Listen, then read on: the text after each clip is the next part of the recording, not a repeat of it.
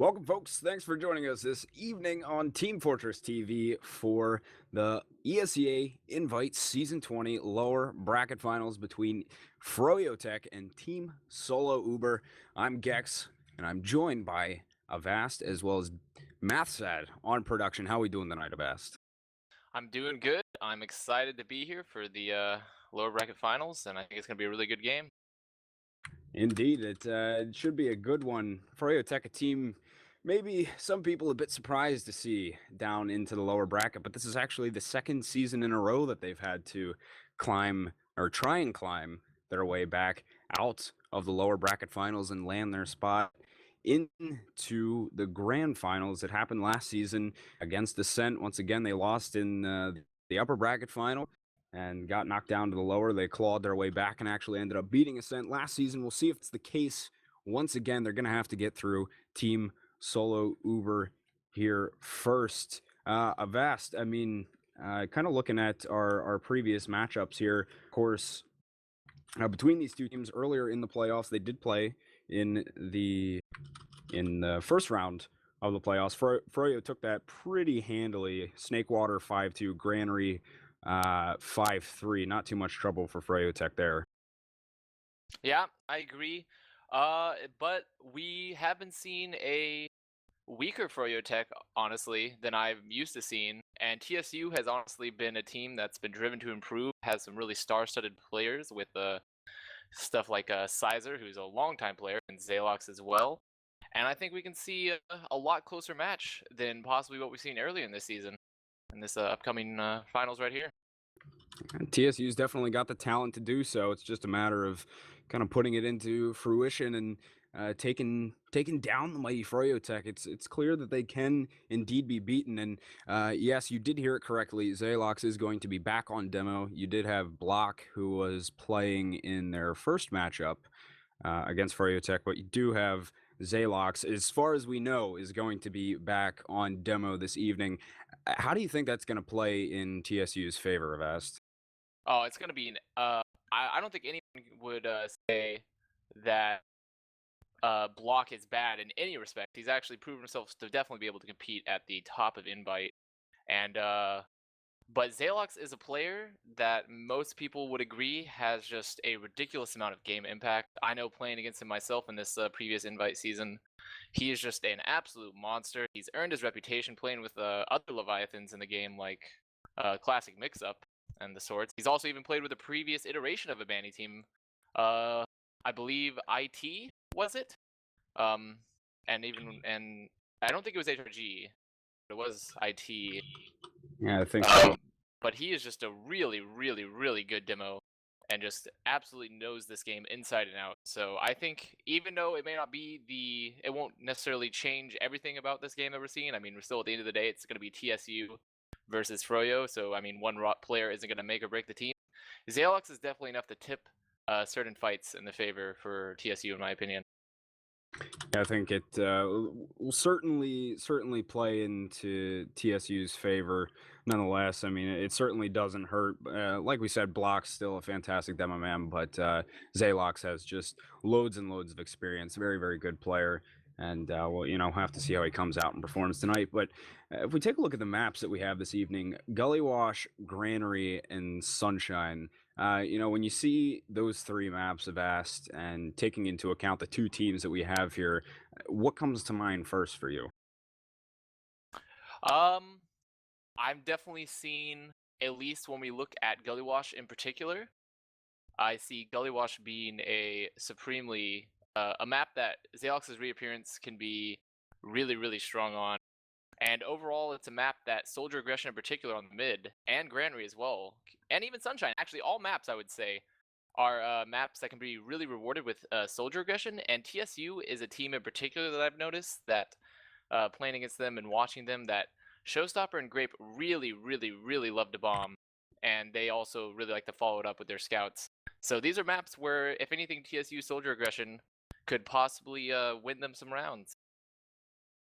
Yeah, we'll have to see if they can pull it out. And I mean, seeing Sunshine up on that list too, definitely one. Even though it is the third and final map, it's one of those maps that Froyo has had some struggles with in the past. They did lose a game or two at I-55, I believe it was, on that map, as well as an ESEA match last season, I think it was, on Sunshine. So even if TSU can force the issue and take Gully or Granary, their chances aren't all that bad on Sunshine. It's one of the more preferred third and final maps. I'm not sure exactly how TSU's Sunshine plays for themselves, but it definitely is.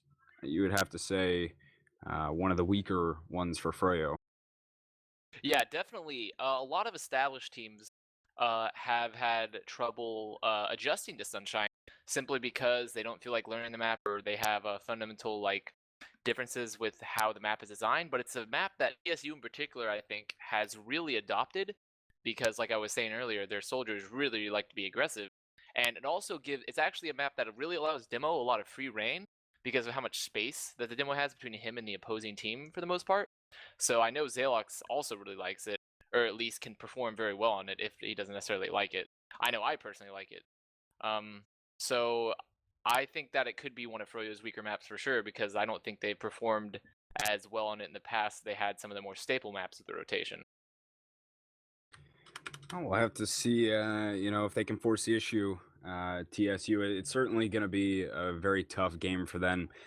Prediction wise, I personally would have to kind of hand it over to froyotech in this one. I think it's hard not to take them in this, but certainly not impossible by any means for TSU. They have an opportunity here. I think this is the weakest that we've seen Froyo, maybe the most vulnerable, we should say, to being beaten in quite some time. So I don't know what your thoughts are on this one, Avast. What are you thinking for the overall series here tonight? I mean, if we just look at the past history of these two teams and the players on these teams, I would say that the edge would probably still go to Froyo, as they still are the #1 team in North America, even with their recent losses to Ascent. Many people would still say they're definitely the #1 team, and I would have to say the edge would go in favor towards them for probably a victory within these first two maps. I don't necessarily see it going to a third, but if it does, I would still see an overall Froyo victory. Yeah, that's the thing. I don't really see it getting to a third. I mean, I have to imagine Froyo is going to take at least one of these first two maps, and if not both. But TSU really needs to try and snag one of these and force a third if they can, if they have a shot at winning this best of three. Um, and Granary actually, TSU had put up a decent fight against Froyo, like through the first or beginning portion of that Granary match when they played in the first round of the playoffs. I mean, TSU was actually hanging in pretty tight with them. It was just kind of when it got down to crunch time. Actually, we didn't get to see at the end of it because ESEA's STV decided to crap out on us. But for the most part, TSU was hanging in there on Granary. So maybe if they went back to the drawing board and kind of fixed some of the problems that they had with Uber pushes and various other things, and they might have an opportunity there as well. But in the end, like we were saying, it's still going to be extremely tough. froyotech is the best team in North America, best team in the world right now. And it's going to be a tough road for them. Not impossible though. Yeah, I definitely agree. Like I was saying earlier, I think that soldier heavy maps tend to favor TSU with their soldier aggression, and Granary and Sunshine are both maps that can do that, and then even Gullywash to an extent as well. So I definitely think it'll be interesting. And I'm hoping that I think many people would agree with me. I'm hoping that even TSU could maybe pull it off, see an end of a dynasty with Froyo being toppled. It would certainly make TF2 be very exciting, change of pace for what we've seen recently.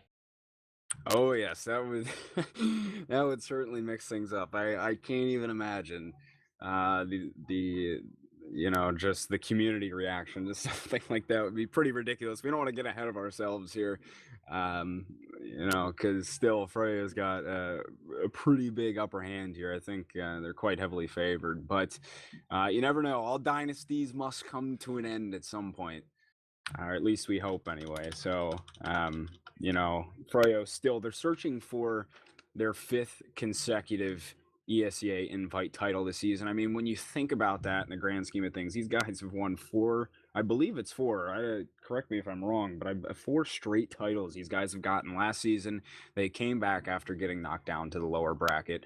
And this is actually something we've seen recently. Last season, they got knocked down to the lower bracket, came back, won. I-55, Froyo got knocked down to the lower bracket, came back, and won it.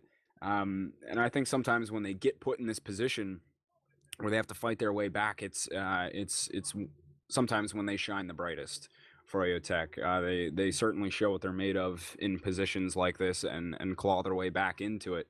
To me, honestly, I still wouldn't be surprised to see Froyotech come back and win a title this season. Ascent definitely has a good shot. And who knows, maybe TSU will throw it out there tonight, but still, you gotta notice the resiliency of Froyotech as a team as well. Oh, absolutely. I think, especially if anyone's seen some of the particularly I don't know, explosive Banny highlights, is when Banny, as a player, as everyone knows, is very, very serious about this game, and sometimes Froyo as a team can, they want to have fun, but at the end of the day, they really want to win. And I think after losing to Ascent the other night and getting knocked down into the lower bracket, which is actually a little bit different than last season, because last season there was a lot of internet troubles with Shade in Right. particular, and many attributed their loss to the fact that they essentially had no medic at times. And this one, we didn't see any technical difficulties. It was just Froyo getting beaten in a head-to-head slugfest versus Ascent and Mobla and Rando, the Wreck-It person. So I think it will definitely put some fire in them to perform and to play, and I really expect to see some really good games between these two tonight. Yeah, I think we're definitely in for some good ones. One of the things that actually surprised me the most out of that Froyo loss to Ascent was that they got beaten 4-1 on Viaduct, which, I mean, Froyo Tech's had Viaduct's number for the past however long. Just, I mean, taking teams to the dumpster on that map, left and right, especially Clockwork, when the guys on that map just goes off. Actually has the record for the most amount of frags ever in an ESEA invite match on that map. 82 frags last, or I can't remember when it was exactly, but anyway, the guy's a monster. I thought that was the most surprising thing out of that match, was the fact that Froyo lost on Viaduct in such commanding fashion too, 4-1. Yeah, it was a surprising score, considering that Froyo has long considered Viaduct to be its dominant map of the team, with such monstrous DM ability between them all. But it was actually a lot closer than the score suggested. It was one of those games where it came down to the wire, but they just ended up losing a lot of key fights and just losing Shade at opportune, or I guess we would say disadvantage. Bad moments would be the correct vocab term I'm trying to find there. My 8th grade teacher would not be proud of my ability, but it was actually a very close game, and I think that a lot of it came down to the fact that Ascent had really, really fantastic Uber exchanges. They kept 4-4 alive just a lot more than Shade, even though the stats didn't really show such a big difference. It was mainly the fact that 4-4 survived at moments when they wanted them to survive, and Yomps and Shrugger combined just performed crazy plays, and I feel like their synergy really is what helped them win that game. Yeah, they were definitely on point. A well-oiled machine, Ascent was that night when they beat Froyo. We'll have to see what they can bring in the finals, whoever they may play, and we'll figure it out by the end of the night. Winner of this game does go on to the grand finals to face off against Ascent. Loser packs their bags. I guess they're not technically packing their bags anymore. Rest in peace, but they are going to get knocked out of the tournament nonetheless. The prize pool for this season anyway, you got first place $6,360, second $3,600, third place, which the loser of this game is going home with tonight, $2,540, and Woodpigs already secured their nice little paycheck of 1.2 6K for this event. So all this will get figured out quickly. I guess we never really went down and did a roster rundown here at Avast. I guess we probably should have done that a while ago. Why don't you go ahead and run me down this froyotech roster? All right, I'll go ahead and do that. Starting is Big Shade, a legendary medic, with many considered the best medic in the world as of right now. He is just an incredibly good medic. Been with him for a very long time. He just super slippery, impossible to kill. Overall, fun guy too, as seen by his YouTube channel, Shade Oh yeah. TF2. And then for the scouts for Froyo, we have the legendary Clockwork, who's just also long considered probably the best scout in the world. Just an absolute beast in every respect, on multiple classes even, but he just happens to be playing scout because that's what he frags hardest on. Then we have Ash, who is a relative newcomer to the Froyo roster, having been picked up to actually replace. He was picked up to replace Lansky. When Lansky left, he was picked up as soldier, but they actually shifted him to scout and put Banny on pocket, which has worked out tremendously for them. And a very good scout, just solid player overall. Then with the two soldiers, we have Blaze and Banny, with Blaze being roamer and Banny pocket. And everyone is familiar with both of these players, of course, along with the rest of the crew. With Blaze long being considered one of the best roamers in the world, if not the best, and Banny being considered first one of the best demos, if not the best demo in the world. Now one of the best scouts, and just possibly the best scout in the world. And then now Pocket with also getting the same accolades.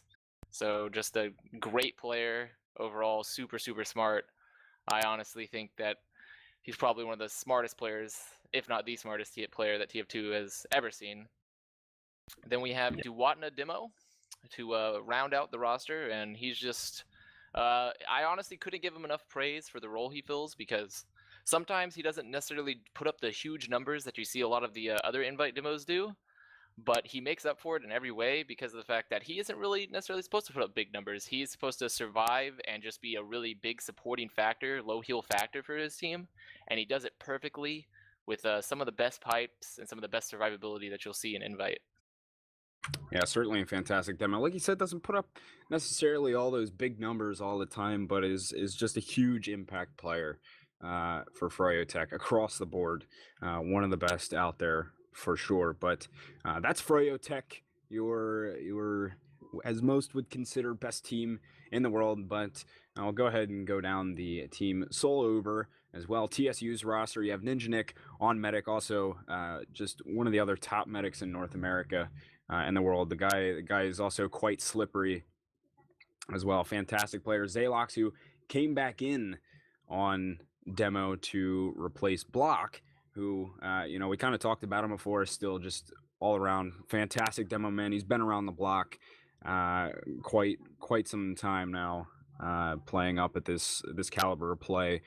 Just fantastic overall demo man. Grape, DM monster on soldier there. Grape is showstopper, the meme king on the other soldier in the house. Give me some Ming Lees in the chat there, thank you. Oh yeah, the Ming Lees. You gotta get the Ming Lees in the chat. Yes. And I don't even have the stream open to watch the chat here. I need to get this up. That's my favorite part of the night is getting the plug for the Ming Lee. It used to be Forehead, but we're back on Ming Lee now. So anyway, there's your soldiers, Grape and Showstopper. And then, of course, you have Alec and Sizer on scout as well for the TSU squad. Looking at class matchups, as far as scouts here, who's got the upper hand of Avast? Definitely, I would say it swings in the favor of froyotech, as long as Clock is on his A game tonight, and Ash as well. You can't discredit the scouts of TSU, with Alec being an upcoming talent who's very strong, and Sizer being just one of the oldest TF2 community members still playing at the invite level, at least. Possibly the oldest, I don't know. But he's been around for a very long time. He's just an absolute monster, and how they play with them is actually kind of unique in a lot of ways, because he's sort of like a Clockwork role where he opens up a lot of picks, but he really likes to go behind at all times, and it's one of the most frustrating things that you'll ever play against. but I'll still give the advantage to Froyo, as Clockwork has just been proven time and time again to be the best scout in the world. And Ash is also just another up and coming talent, really, but also just very solid and can definitely compete with Alec, if not outperform him at times. Yeah, I mean, even though Ash came on as, as a soldier, he's really had no trouble transitioning into that scout role. He still fulfills it wonderfully. He's a good pair to Clockwork, and as we all know, Clockwork is a scary man to have running at you with 185 health. The guy, you don't want to see him coming at you. With 185 because he can tear some things apart. So, in the soldier department, who's got the upper hand here? Still Froyo? I mean, what I would say the soldier department is actually pretty close in terms of raw DM ability, with maybe Banny and Blaze, having the edge a bit, but Grape just has a monstrous DM, and Showstopper's not a slouch either, despite him being somewhat of a meme. But he's a very good meme. He's a solid meme. A Uh, solid. Definitely, yeah, solid meme. But I think the Froyo Soldier pair definitely has an advantage for sure because their synergy is it's pretty legendary. Just really, really good. Blaze, honestly, one of the reasons that I think he's the best roamer in the world is just his ability to coordinate with his flank, specifically with Clockwork and Ash, just working picks is just. It's actually unheard of just how well he's able to time his bombs and work with his flank. So I definitely will give the edge to Froyo in the soldier department. And how about in demo, man? I mean, is Froyo gonna take this across the board here, Avast? Tell me they're gonna come across somewhere. Uh, TSU. I think this is probably where Froyo they might not have they definitely don't have the edge.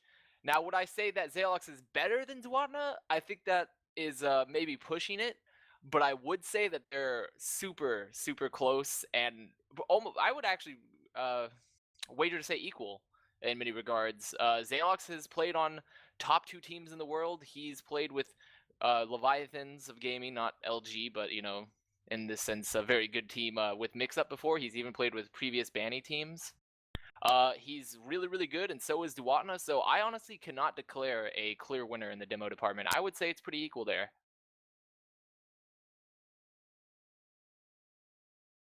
And oh, there we go. Are you back, Gecks? Sorry, I was Oh, expecting a hello. response. Are you talking? Did I die? I think you died. Oh You're yeah, my having a Marxist mumble. moment. My mumble does this thing every now and then when I'm like not in game. It'll just like stop responding. Like while I'm on my desktop or something. I don't know what it is. I think I had one of those moments there. Anyway, I'm alive. You can hear me? Yeah, you are very much alive now. Your beautiful voice, beautiful Ambrosia voice is back. You can all hear it, enjoy it. Glad I didn't have a have a Marxist moment there. We're live, so hopefully that doesn't happen again. Anyway, yeah. So there's your demo man, TSU, kind of getting a half point on the board there, something like that. So, um, medic department. What are we feeling here? Is that even? I mean, Yeah. someone's not even fair to ask. It's not because I think 404 is bad in any regard. Or what am I not 404? Ninja Nick. Ninja Nick is a great medic. Actually, I think this is one department. He has one particular skill set, which I think that uh rivals, if not surpasses, Shades sometimes to his detriment. Is milking. He is really, really good at milking Ubers at times when he goes down to single digit health and will have the still not pop because he really, really trusts his team and really understands just the strength of being able to milk an Uber in the face of spam or a bomb. But sometimes it'll cost him, and he tends to drop. He definitely in his early seasons was known as sort of a drop meister in some games. But I would still give Shade the edge because his experience, his just raw game knowledge is probably still ahead of Ninja Nick. But even then, I would say it's still, yeah, a slight favor to Froyo. Yeah, I mean, Shade really is. I know a lot of times medics don't necessarily get a lot of credit, but I mean, Shade's ability to survive is just unreal, really. He analyzes those situations so well, and he knows when he needs to get out when his team is screwed. You'll see, almost any time froyotech gets destroyed on a mid, he's been long gone. He knew when he needed to get out of there, and he keeps his team alive to defend last, or maybe even the possibility to contest second or something like that. Depending on the maps and situations. But still, his ability to survive is really just unreal. Shade is fantastic game knowledge and game sense overall. Definitely one of the best, if not the best, medic in the world right now. Dante doing work for froyotech, man, the myth, the legend. So we'll have to see how this one pans out. I guess we still got a couple more minutes here. I don't know. Yeah. Yeah, We've received word, or I mean, we've been receiving word from ESEA admins that there's been some problems with the servers, so they've been trying to get that worked out. It should be coming up soon, is what Dash relayed to us. But it's just a classic curse of Avast, I think, killing my co-casters. Very actually, I didn't have server delays, so I wouldn't say. I would say just killing my co-casters is the curse of Avast in this case. All right, you heard it there. Everybody blame Avast for this. So it's his fault. We're not starting on time here. We still love you anyway, though. But we'll we'll go ahead and I think we'll go ahead and take a quick break here. Try and figure out what exactly is going on here. I think we've ranted on about things for about as long as we possibly can here at this point. It's been about 25 minutes, so we'll go ahead and figure out what's going on, guys, and we'll be back with you here in just a few minutes for map 1 of our lower bracket finals.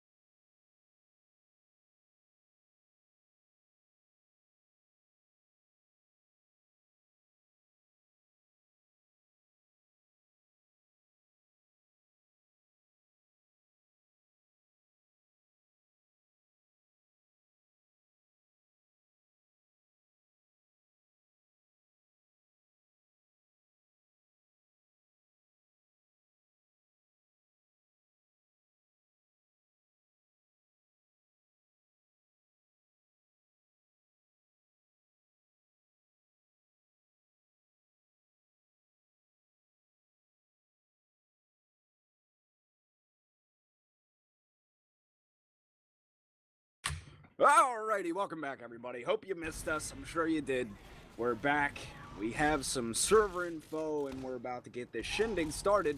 Originally, I thought the plan was to do Gully, Granary, Sunshine, but it might be in the opposite order. I don't know. It looks like our first map is going to be Sunshine, which should be an interesting way to get things kicked off here, Avast, I think. Definitely. I think it's gonna be interesting first map for sure. And I'm still trying to connect, actually. It just kicked me out after my last attempt, but I'm getting back in soon, ready to cast. Please, ESEA. Yay!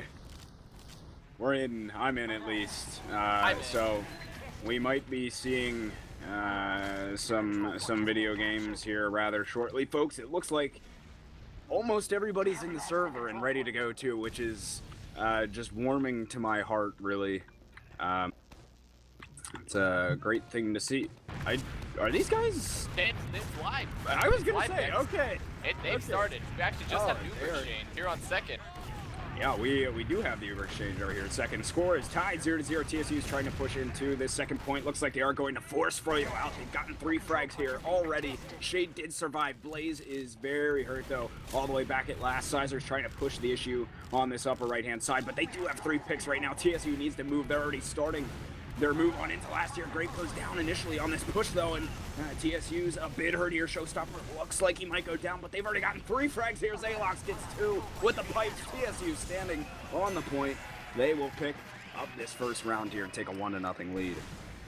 What an excellent last push from TSU.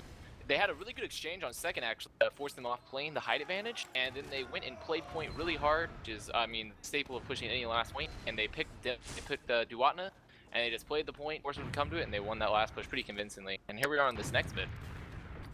Take it into this next mid. TSU has already gotten that 1 round. Duatna's a bit hurt here. Oh, he's hanging on by the skin of his teeth right now. Duatna is finally taking heals from Shade, but Shade is also quite hurt right now. A lot of Froyo guys are very, very hurt here. They need to get ready to get out of this fight as they're all bunched up by this flank side, but Showstopper bombs in, takes down Banny. Duatna goes down as well. Shade desperately trying to get out with his life here, but Sizer's going to push him, and that's a fantastic mid from TSU there. The wipe from Froyo, and they're already in on second. Yeah, I'm just not seeing any sort of coordinated Froyo aggression, and when they are in, both Ash and Blaze got cleaned up together, both weak from a coordinated TSU scout shot. So I think that they're just having a rough time on this mid. Their coordination and their offensive coordination just isn't where it needs to be. They need to be picking a side, playing it really hard, getting the picks. Actually, TSU is going to be pushing from this top left. They're all kind of hurt, but they're going to be popping in and trying to focus on this heavy and going to the left side now. They're on in here. They've already managed to find 2 frags. Ash and Blaze both out of the fight. The rest of froyotech quite hurt here. The heavy does back spawn here. They just focused that point, though. Froyo couldn't really get to it, and that is a quick 2-0 lead for TSU. Man, this is what could best be described as a roll, a sweet buttery roll from TSU, because they just went in and focused the point, and Froyo just did not stop it. Like, they honestly didn't even lose any frags in that push. Froyo could have easily contested it, but they just got pressured out so hard, which is what TSU wanted. And we're going to be on this next bit. Hope to see some Froyo aggression or something to punish TSU, not just feeding.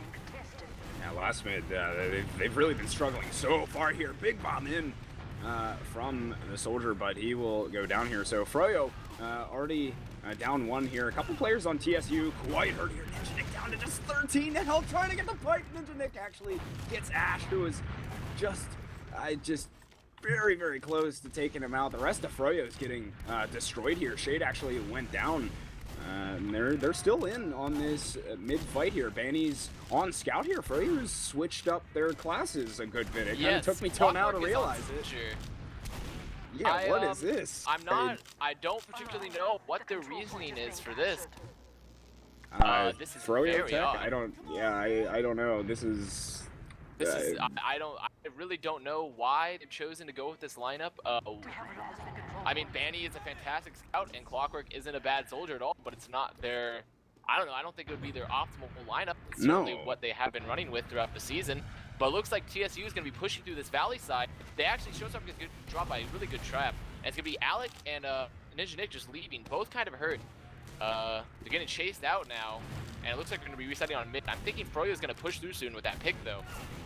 Yeah, there is still some advantage in the Uber department on the side of TSU. Shade is just now getting to about 75%, so he'll be up on that Uber soon here. We're going to see an even situation. TSU holding the second point now. The respawn's coming up here. It looks like they're going to hold that spawn door open for Grape, though, and have him come up on Sniper. They know we're going to see a bit of a stalemate situation here, so Grape is going to be on the snip man here, the Australian. See what kind of a pick he can get to open things up here for TSU. This lineup from Froyo just blows my mind, though. I mean, you have the best scout in the world, and you're putting him on Soldier. I don't know if it's just something that they're doing for this map because they're not strong on it, or what the deal is, but it's kind of blows my mind a little bit.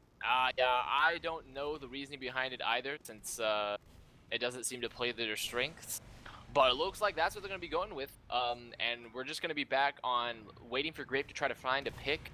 But it looks like Froyo is actually pressuring really aggressively on this Valley side. TSU's fighting. They're actually getting an Uber exchange out, which is a really bad Uber exchange from Froyo. Clockwork gets air shot, and then there's going to be a counterpop from Ninjanik chasing the Valley, maybe crushing them here. Oh, yeah, Shade's gonna get crunched. They just had such a better Uber there. TSU, they've already gotten 2 picks. Clockwork is down. Shade as well. There goes Blaze. Banny's out of this fight. Ash should be going down shortly here as well. It's just Duat on the left. Yeah, and Ninjanik's a bit hurt here. They need to be careful not to let Ninjanik go down here. Oh, the rollers! They did take down Duano. It was close, a little bit closer than TSU maybe liked, but just rolling through Froyo there. Yeah, Froyo should have recognized that Uber exchange was not the greatest. Should have been leaving way before that. I don't know why they stayed in so long, but and it looks like we're on this lap. Grape is gonna pick on Banny. Zealox gets Clockwork, and they're still fighting top left, but now the man advantage is in TSU's favor. I'm expecting they're gonna try to advantage it. Blaze is actually really hurt. Duatna's trying to fight them top left now, and it's just an absolute massive scrap. Sizer just plus forwards in, takes down Duatna. Ash and Shade both down. It is just Blaze up. He's got less than 100 health here, trying to delay it as long as he can, but just can't do anything about it. That is the half, man. Just, I mean, I knew Froyo wasn't that good on Sunshine. I thought TSU maybe had a chance, but I mean, that was like almost embarrassing. Yeah, I don't know why their lineups are switched. I feel like they're just letting TSU win these fights that they shouldn't be winning. Like, that Uber exchange is one of the best examples where their Uber was not good, and they got the fourth, and should have really just either put Clockwork in and left, or they should have left like 50% into the Uber, because they were all going to be stuck in Valley, easily crushed, and they were crushed. So I don't know. I think Froyo needs to play a lot tighter here. Their flanks. It's honestly not I don't feel like it's not the flanks getting crushed, though Sizer and Alec are doing very, very well. I think that they need to clean up these mids and not have people die so early, and they also need to just improve their pushes. Yeah, they just do not look like the froyotech that you're used to seeing by any means, and I'm sure the fact that they're running all these different classes has something to do with it. Actually, if we take a look at pings here, actually Sideshow gave me a decent bit of advice here, and take a look at the pings. Banny's ping has actually been up into the hundreds here, it looks like. Now, so yeah, that might be why we see the switch up, in which case it's really unfortunate, because you're not going up against the best team possible if you're TSU, and I'm sure it's a little frustrating maybe on their end not to get to play against the best team possible, you know, that they should be playing. But I mean, regardless, they're up 3-0 right now. It is unfortunate not to see Froyo in their with their best lineup out there, but you know, I guess you got to do what you got to do, and that probably is the best switch up for them at this point. I would agree. I mean, I feel like it could have been even more optimal to just put Ash on Soldier and Clockwork stay scout with Banny. Yeah. But, you know, it's their choice, their team, what they think's best. And we're actually going to be going live on this second half here at Gecks. Do you have anyone we want to watch in particular on this mid? You know what? I'm gonna gonna keep an eye on Grape here on this mid, see what he does. He's already got some high ground control here. He was getting ready to make some sort of a play, but he's actually gonna have to go and take some heals here. Showstopper comes in for a bomb, trying to take down Clockwork, who it looks like they've actually switched back over to Scout here. Yeah. A lot of guys from froyotech hurt right now. 3 down from TSU as well. Froyo starting to get themselves back into this one, maybe just a little bit. They are going to finally pick up a mid win here. Yeah, definitely. It was a much better mid-win.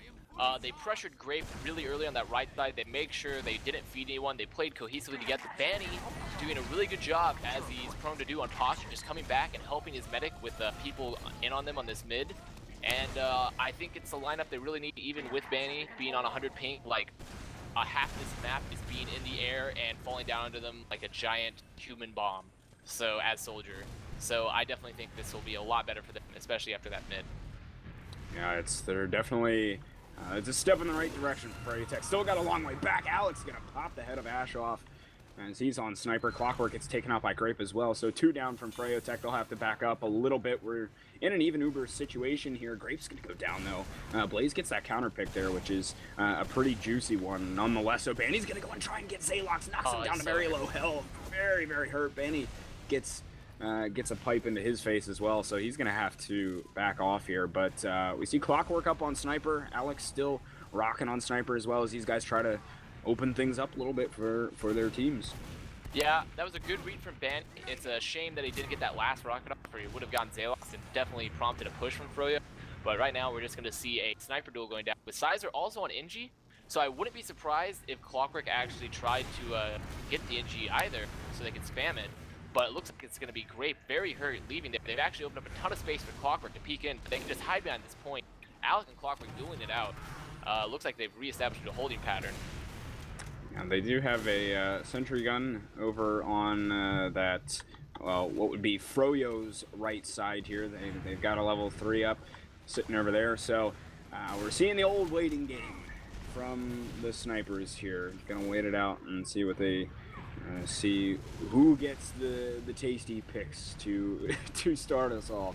Gotta love it, but neither of them finding anything so far. Just as I say that, Clockwork finds that first pick onto Alec here. Tries peeking a little more aggressively, but Grape was playing close on that left side by the shutter to force him out quickly. So they only have a small window here to try and get something else, but they're just eating pipes. Over on this left-hand side, there's just too much spam for them to really get in here and do something about it. So it's just going to be back to the waiting game. Yeah. Love it. I would have liked for Froyo... I mean, Grape did a really good job of spamming them after Alec went down, so they couldn't walk in. But they still probably should have just pushed together, try to push Grape out and get that sniper presence out when they had Alec down. But instead, it looks like they're actually going to be rotating top right with their sniper. Showstopper getting rejected a little bit, but I think now they're just going to be trying to play this right-hand side, which is a little bit harder for the sniper to peek, in all honesty, if they control this with Showstopper and another soldier bombing on top. And actually, we're going to get Showstopper who peeks really hard. It was a good job for Duat baiting his sniper there, so we're going to see an aggressive peek here soon from Froyo, I imagine. It looks like they're rotating around towards the shutter side here. Oh, Clockwork's gonna get Alec with a headshot there. That's 2 frags Froyo has right now. It's time to push. Clockwork taking down Ninja Nick, drops him with a fantastic headshot. That'll open this push wide open here, as now they are already in just 2 up from TSU at the moment. Uber gets popped off. Team is wiped off the board there. Clockwork, you are the man. Excellent. And that will be Froyo getting themselves on the board here, Avast. Yeah, definitely. This lineup is working a lot better. They played around Clockwork great. Clockwork hitting some great shots, killing Ninja Nick, which really just secured that last one for them, because all they had to do was play the point, and there's no way that TSU could have really stopped them unless by a divine act of ESEA destroying everyone in the server. But it looks like we're getting to another mid here. Yeah, we are right in onto it here. Let's see if Froyo can string together a couple mid wins in a row here. Ash has already taken a good bit of damage off the start of this one. Blaze in for a bomb on an Ninja Nick, took him down very low health and finished him off. That's 3 out of this one already from TSU. Make that 4. Froyo starting to get their number a little bit here. Shade Alex, the only one up. Oh yeah, Shade did go down. Shade went down late to a crater damage. But Froyo, and actually Clockwork will clean up Alec as well, who's hiding, trying to do something cheeky, I imagine. But you see Froyo's just playing these mids a lot better. They're taking it aside very aggressively, denying them, and then getting their advantage, getting their height advantage, and bombing Blade, following up, trying to pick off. So much better coordination from Froyo. It's a shame. It was a really good bomb from Grape actually to kill Shade there at the end. And it looks like TSU is not going to be one to give him the second, since they actually still have equal numbers now with heal. Yeah, they just bully their way right back in here. Blaze is going to gain some entrance through that flank side, but he had Sizer, Big Brown, right in his face, and just destroyed him. So that's already a pick on the side of TSU. Showstopper is going to make his bomb, and he has a clear look at Shade here. It's a fantastic shot on a Fanny. Absolutely destroys him later, kid. That's 3 down over on froyotech. Zalox is going to get caught in here. Alex trying to get that return frag on Duatna, who is just so hurt. Clockwork takes down Alex, but Duatna did fall to Grape. This is a pretty scrappy fight here, but it's Blaze and Shade and company who managed to get themselves out. TSU sitting on the midpoint. They're about to come up on this Uber. Blaze bombs right back in though. Grape's going to try and counter jump in. They can't quite get this cap yet, but Froyo's down a couple players. They want to contest this midpoint. We should be seeing a fight here, I would imagine. Showstopper bombs his way in, trying to find a little something, but he's just so hurt here. And Ash actually went down to Zalox here, so they're both kind of just squaring off on each side of the mid, just getting one player in at a time, but that Uber does get popped out of both teams here. Slightly better Uber over on the side of TSU here, but we see Sizer is out of it. Oh, goodness, here goes froyotech down as Grape is going to take out Clockwork as well. Just, ooh, Ninja Nick's caught in the flank by himself, and Danny was able to take care of him. Nobody from TSU could come to the rescue. Shade went down as well, though, so not all things lost there for TSU. Yeah, looks like a slow down here, but Ash has really good health and is actually going to be pushing both these TSU players. He's going to get Grape, he's going to be chasing Zalox. Should be a frag. Oh, really good. Banny's actually still in. He's trying to fight them with their forward, but he gets going to get forced off by Sizer and Showstopper combined. Really scrappy from Froyo, actually. They weren't keeping track of Grape, and at the same time, they let Alex sort of just chase through choke and get Shade, because honestly, Shade should have survived that fight, but Duwata was really hurt, and Clockwork and Ash weren't able to protect Shade there. And Alec really opened up the spot, but I think they really need to watch out for these flankers, because TSU has been playing phenomenally well off their flank, just getting the picks when they need it. A 3-1 game it is. TSU still in the lead. Had a very, very commanding first half. Just rolled through Froyo, but froyotech did make their change-ups in their squad at halftime, and it looks like Blaze is going to come through for a bomb here. He's trying to create a little bit of space, maybe put Grape at the body shot onto him, and he will take care of him quite quickly. So that's one pick. Maybe we'll be seeing, actually, Clockwork's all the way in behind at the moment. He's sitting over at the TSU last. Yeah, doing a very Clockwork thing. Yep. He's just trying to draw them back, constantly pressure them, knowing that they are behind. I imagine what they're going to try to do, especially with Grape on Sniper, is they're going to try to push and let Clockwork come in behind. Actually, let Clockwork come in behind that push. He's actually coming in now as Froyo is double bombing both their soldiers. They get Grape. Clockwork's in now, but he's getting a little bit denied. Really good damage on Ninja Nick from Clockwork, but he's really low. Froyo is still pushing really aggressively. They have really great points, and they get a great force off TSU here. They're trapped at this shutter. Alec will pick up Clockwork in the end, but Froyo's pop is a lot better, and Vanny's going to crush Ninja Nick here, I think. He'll get Alec, and they're still pushing into this last year game. Oh, it's just Ninja Nick and Zalox right now have to try and delay this maybe long enough to get some spawns. They did get a couple here. There's only a little bit of time on the point. Soldiers bomb back in to try and deny this, but just not enough in the end there. froyotech's presence far too strong on that last point. They are climbing their way back into this one. Avast, it's 3-2 TSU. Yeah, this is the froyotech that I expected to see. Much better with their lineup restored, and Clockwork is really, with back on his scout position and Benny back on his pocket soldier, just let them do so much more. Everything about their play is a lot better. And we're going to see another mid, and I'm expecting Froyo to do the same thing they did last mid, which is pressure right really heavily, because you can see Ash actually gets Zalox really early. So this could open up a mid for Froyo right here. Oh no, Ninja Nick. Oh, he stayed in for a little bit. Blaze bombed into the choke. He actually whiffed on the rocket, and Blaze is going to get denied. He's trying to hunt down Ninja Nick, but he had a really good look at him. But that was great from Ninja Nick to be able to get himself out. He kind of stuck in that choke just trying to shoot off arrows after Zalox died, but he does keep himself alive. Froyo's presence already in here on second, though, as TSU is just going to have to back up and set up a last defense here. Yeah, notice how they still rolled right. Ash knew that Zalox was rolling to the left side and made the decision to pick Zalox early in the mid, which really opened up for them because they could just pressure the mid cap. And actually, Clockwork is in deep, suiciding, I imagine. Try to get the force. He'll be coming up on Sniper, I bet, since they also have an Alex snipe. And we'll just be resetting to a holding pattern here on with Froyo holding second. Sizer's going to put a gun up here and just waiting for Clockwork to come up. Yep, he is on Sniper here, so we are going to see the Clockwork Alec duel once again to try and open up these pushes. Alex playing from the left side shutter actually at the moment over in spawn for TSU. We'll see where Clockwork decides to try his hand at sniping. He's looking towards upper right at the moment. He's waiting for these stickies to get cleared. He's gonna go. Duat is gonna take care of those with a sign. Just beat those down. Ooh, getting evaporated there. This Clockwork tried peeking from upper right. Zalox says no. So TSU maybe here. Look at Showstopper, Gek. He's actually behind them, pressuring from lower. Blaze will be fighting. He'll be backing up, but Alex is Ash. So now they're going to be 2 down. I think TSU wants to push lower with Ninja Nick and Showstopper. Froyo's backing up the second right. Showstopper's really aggressive into them. Oh, but he gets caught out by Blaze and Duwanda. They get forced back, but they do kill Showstopper. So it looks like they're going to be resetting. And Showstopper's going to be up in about 15 seconds here. We'll see if Froyo decides to send someone in here quickly. It looks like he's peeking a little bit towards that shutter side, but he'll hang tight right now. They got Clockwork back up on Sniper. Alec is still sniping as well for TSU, so they're going to try their hand at it again here and see what kind of picks they can find. They're trying to work this left side, but Zalox is just spamming them out. There's Alec again.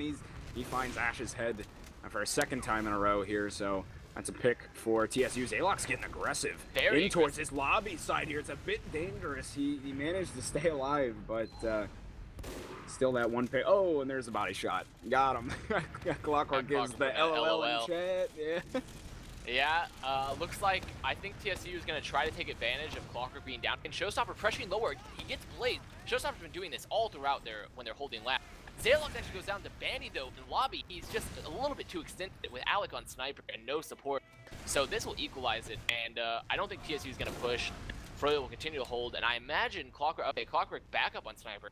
I actually would like to see Froyo, well, as I say that, Bandy died. Actually, it would make my suggestion even more relevant with Clockwork maybe going Spy to see if they can't try to get a back half or something. And they just lose Ash and Clockwork again. Whew, man, Alex is taking some heads off right now, man. That's 3 down on the side of froyotech.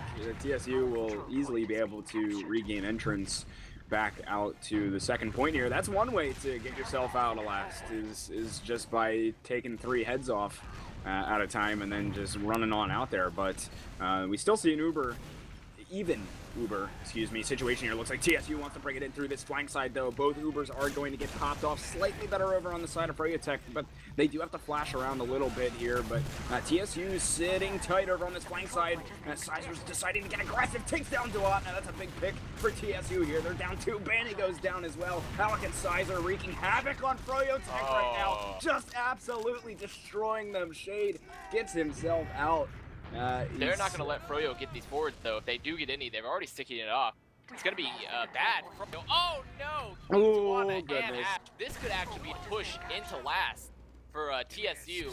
They didn't hear the stickies going up.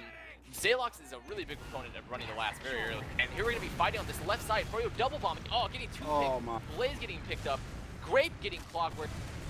Then Grape going down. Alex still pushing. Alex fully healed with Zalox. This should be a blast for TSU. There it is. TSU still hanging in tight right there. That just Alec and Sizer, man, just destroyed froyotech on that little mid fight there. Got themselves back in, man. That was awesome. Rolled it straight to last. You know, something Froyo should have noticed that they were telegraphing their push to Valley, and I think Froyo, even with Clockwork and Sniper, could have definitely crushed them there in the post-Uber, but they just waited too long and let TSU just push their scouts through. And on this mid fight now, we're seeing Froyo take up a similar stand with TSU taking top left, actually bombing to the Valley. There's soldier fights, and then Grape getting back out. And we're resetting here to some spam fight. The scouts being really aggressive. Actually, Sizer picking up Clockwork. Banning coming in, Blaze coming in. Oh, combining to get Sizer move. They want to pick it up Showstopper, but Blaze going down. That's 3 down for TSU right now, 2 down on the side of froyotech, and I think Zalox might get caught in here, and I believe my game just crashed, so you're gonna have to take it. Zalox actually picking up Ash. He's still fighting. Banny will pick up Zalox in the end. Duatma at choke, really aggressive. I don't know what his plan was. I'm assuming that he was gonna try to pick off Zalox when he exited through the valley side, but Grape was there to greet him with a not-so-friendly holiday greeting, actually. And TSU is not going to be able to get from this mid. Grape, Jumpy Bell Tower, Clockwork and Banny fighting together. Grape on top of Showstopper there now. Sizer coming in. Alec joining them. It's going to be a big fight on mid. Sizer fighting this point really hard. We might see a force out of Froyo very soon. Actually, Alec going down. Ninja trying to... Oh, Ninja gets forced really well in this choke. Shade just now popping. Showstopper's going to go down here, and Froyo streaming through the choke. They're going to catch Ninja here on the second. Oh no, Zalox did a miracle pipe. Ninja is still alive though, trying to get out. Oh, but he gets cleaned up by Clockwork. Zalox did another on Ash. Looks like Grape's going to get Blake. The Froyo is kind of hurt here, but it's just currently Alex stuck trying to fight second, but it would be unwise for him to fight this, considering Zawatna has the X sticky. And a really, really good transition and fight from Froyo to force Ninja Nick and capitalize on it, with Zalox being unable to salvage it with his crazy pipes. Are you back in, Gecks? I'm just 1 bar away on the sending client info. Oh, don't worry, now I can bask in the glory of casting. Everyone can hear my beautiful analysis. And right now, Froyo will be setting up on second. Shade has a significant Uber advantage, and Sizer building up another one of his patented Canadian man sentry. They're actually not that nice. They don't greet you with pleasantry. They do shoot you in the face. But we'll be waiting for Froyo to push here. Actually losing Ash to Showstopper in lobby, which is kind of unfortunate. And Shade getting dropped! Oh my goodness, Gecks. That is big. It's a body shot, but you take them where you can get them, man.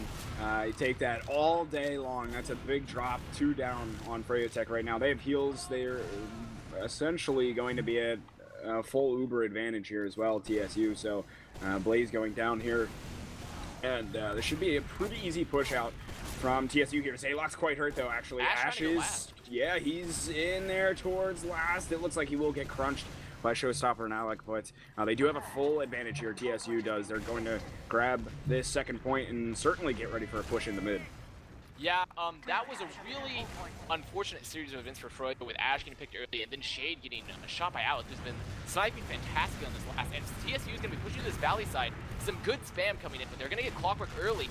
Sizer really hurt. Blaze putting a really good bomb on Ninja Nick. Is he going to force? Oh, he does force. Okay, all Froyo has to do is to leave, and with all these hurt TSU players, they're actually going to probably be able to repush if they actually know they won't. They won't have any SoloUber, so they're just going to hold second. Good on them to force Ninja Nick. Blaze hitting a really coordinated bomb, and I imagine that TSU is going to want to push this still since they're still on player. And they're actually streaming here in a second. Yeah, they're trying to move their way on through. froyotech does have some advantage here, and I think TSU is well aware of that fact, so they're going to get themselves nice and buffed up here, get ready for the impending froyotech push. Looks like they want to take this in through the cafe side. froyotech does. They're already moved their way on through. Alec, I think, might get crunched inside of this choke here. The Uber has not been popped off yet by froyotech. Alec does go down, but the rest of TSU has pretty much backed themselves out through the choke here. Grape will escape through the flank, but oh no, Sizer extends just a bit too far there. He tried to chase down one of those frags. He'll go down. They have managed to equalize the Ubers, but they are down 1 at the moment as they wait for this Sizer respawn, and that will cue some aggression out of froyotech here. They're starting to move their way, and they cap that midpoint, and Banny will get sent forward here. Both Ubers getting popped off here. Out in the forward spawn got very hurt. He will have to go ahead and back spawn. TSU's lost 2. They did get a respawn. Banny went down. Showstopper's gonna find Duatma as well. A couple of big picks coming out of him, but here's Ash and Clockwork both trying to get in. See maybe if they can find Ninja Nick here, but froyotech getting demolished on that second point. It's just Blaze and Shade that have gotten themselves out now. Yeah, that's good picks early with picking up Zalox on that push, but they sort of just got crunched by Showstopper, just hitting them with the really, really good bomb. And then I think the scouts went in a little bit too late with Ash and Clockwork, because now they're both down. They wouldn't be able to fight mid at all.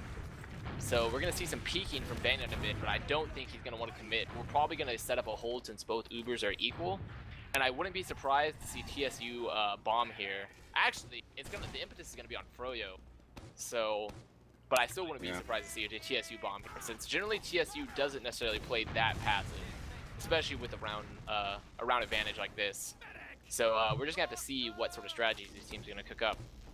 And for those of you just joining us, it is a 4-2 game right now. TSU is in the lead. They took the first half 3-0. froyotech started to claw their way back in just a little bit, and they managed to get themselves a couple of rounds. Still 4-2. This is our first map in the best of 3 in your lower bracket final. Grape comes in for a good force onto Shade, who is sitting inside of the flank. He might even be able to escape with his life here, or at least delay things just a little bit. And the counter pop comes out of TSU, but their Uber is just so much better here. A Showstopper comes in through this flank side, trying to see what he can find. Sizer is joining him on the push, but they weren't really able to find too much of anything. Oh no! Just as I say that, Dewat and Blaze go down. Ash is out of this fight as well. That's 3 players out of it on the side of froyotech, and they are just getting wrapped around here. They're getting demolished on this second point. It's just Banny left in here, and he will go down as well. This could be the map win here for TSU. Definitely. I think Zalok's actually a little bit too far in, but he gets saved by Sizer, and I think this will be the map right here. He had really good point present. Wow. That was that an outcome that you expected, Gecks? No, to put it frankly. I mean, like I said, I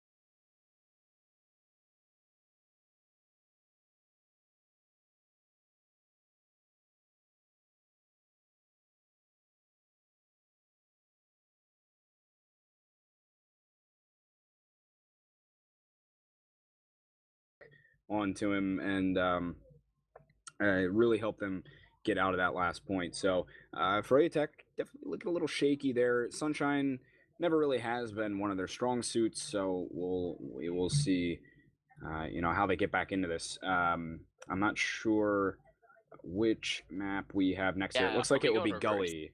I think Okay, it's interesting, yeah, but it not looks going like in Gully reverse. next. Yeah, This we're is just a weird mixing it up. pattern. Yeah, all over the They're place. just throwing it at us. I feel like I'm playing a game of TF2 map Asteroid, where like you had to Seriously. shoot them as they increasingly became more random and large at you. That's what I feel like I'm getting here with this map selection.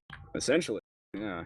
But I think Gully Wash will be I'm not gonna say necessarily a predictable outcome by any means. I'm especially after this first map, even with some of the issues that Froyo had, I think it's gonna be a lot more hectic and a lot stronger for Froyo at least than it was on this first map though.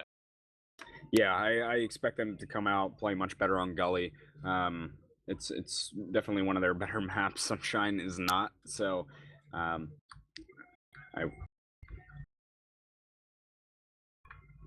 Oh, nobody else heard that, right? That was only in our ear. okay. Okay. Well, that's Yeah, interesting news. we got some very juicy things to tell you guys. Apparently, Carter or Ash has left the froyotech roster on ESEA. I don't know what's going on. Avast, help. I don't know. I mean, looking at the stats that were posted, Ash had a poor performance on Sunshine, but I don't know if that's his reasoning for leaving, or if perhaps tensions were heightened, or perhaps we're getting trolled here, Gecks. I feel like the STB listed on the official match page would agree with us, as it forms of a little colon and O, so it's like a surprise face, like Ash left, surprise, whoa. So Oh this is no. exciting and also terrible, but excitingly terrible. Yeah, definitely. Mixes things up a little bit. We're supposed to be the guys that have words, but I really We don't know have what to no say right words. now. Yeah, We I have really no don't know words. what to say. Because this is pretty freaking crazy, man. I don't know what they're gonna do. I don't know if he's gonna like come to his senses and come back in. I apparently our next server is up for the next game here, but I guess we'll see what froyotech pulls out for a scout. Pretty crazy. Oh I boy. hope they're trolling me, because Ash is a troll. Yeah.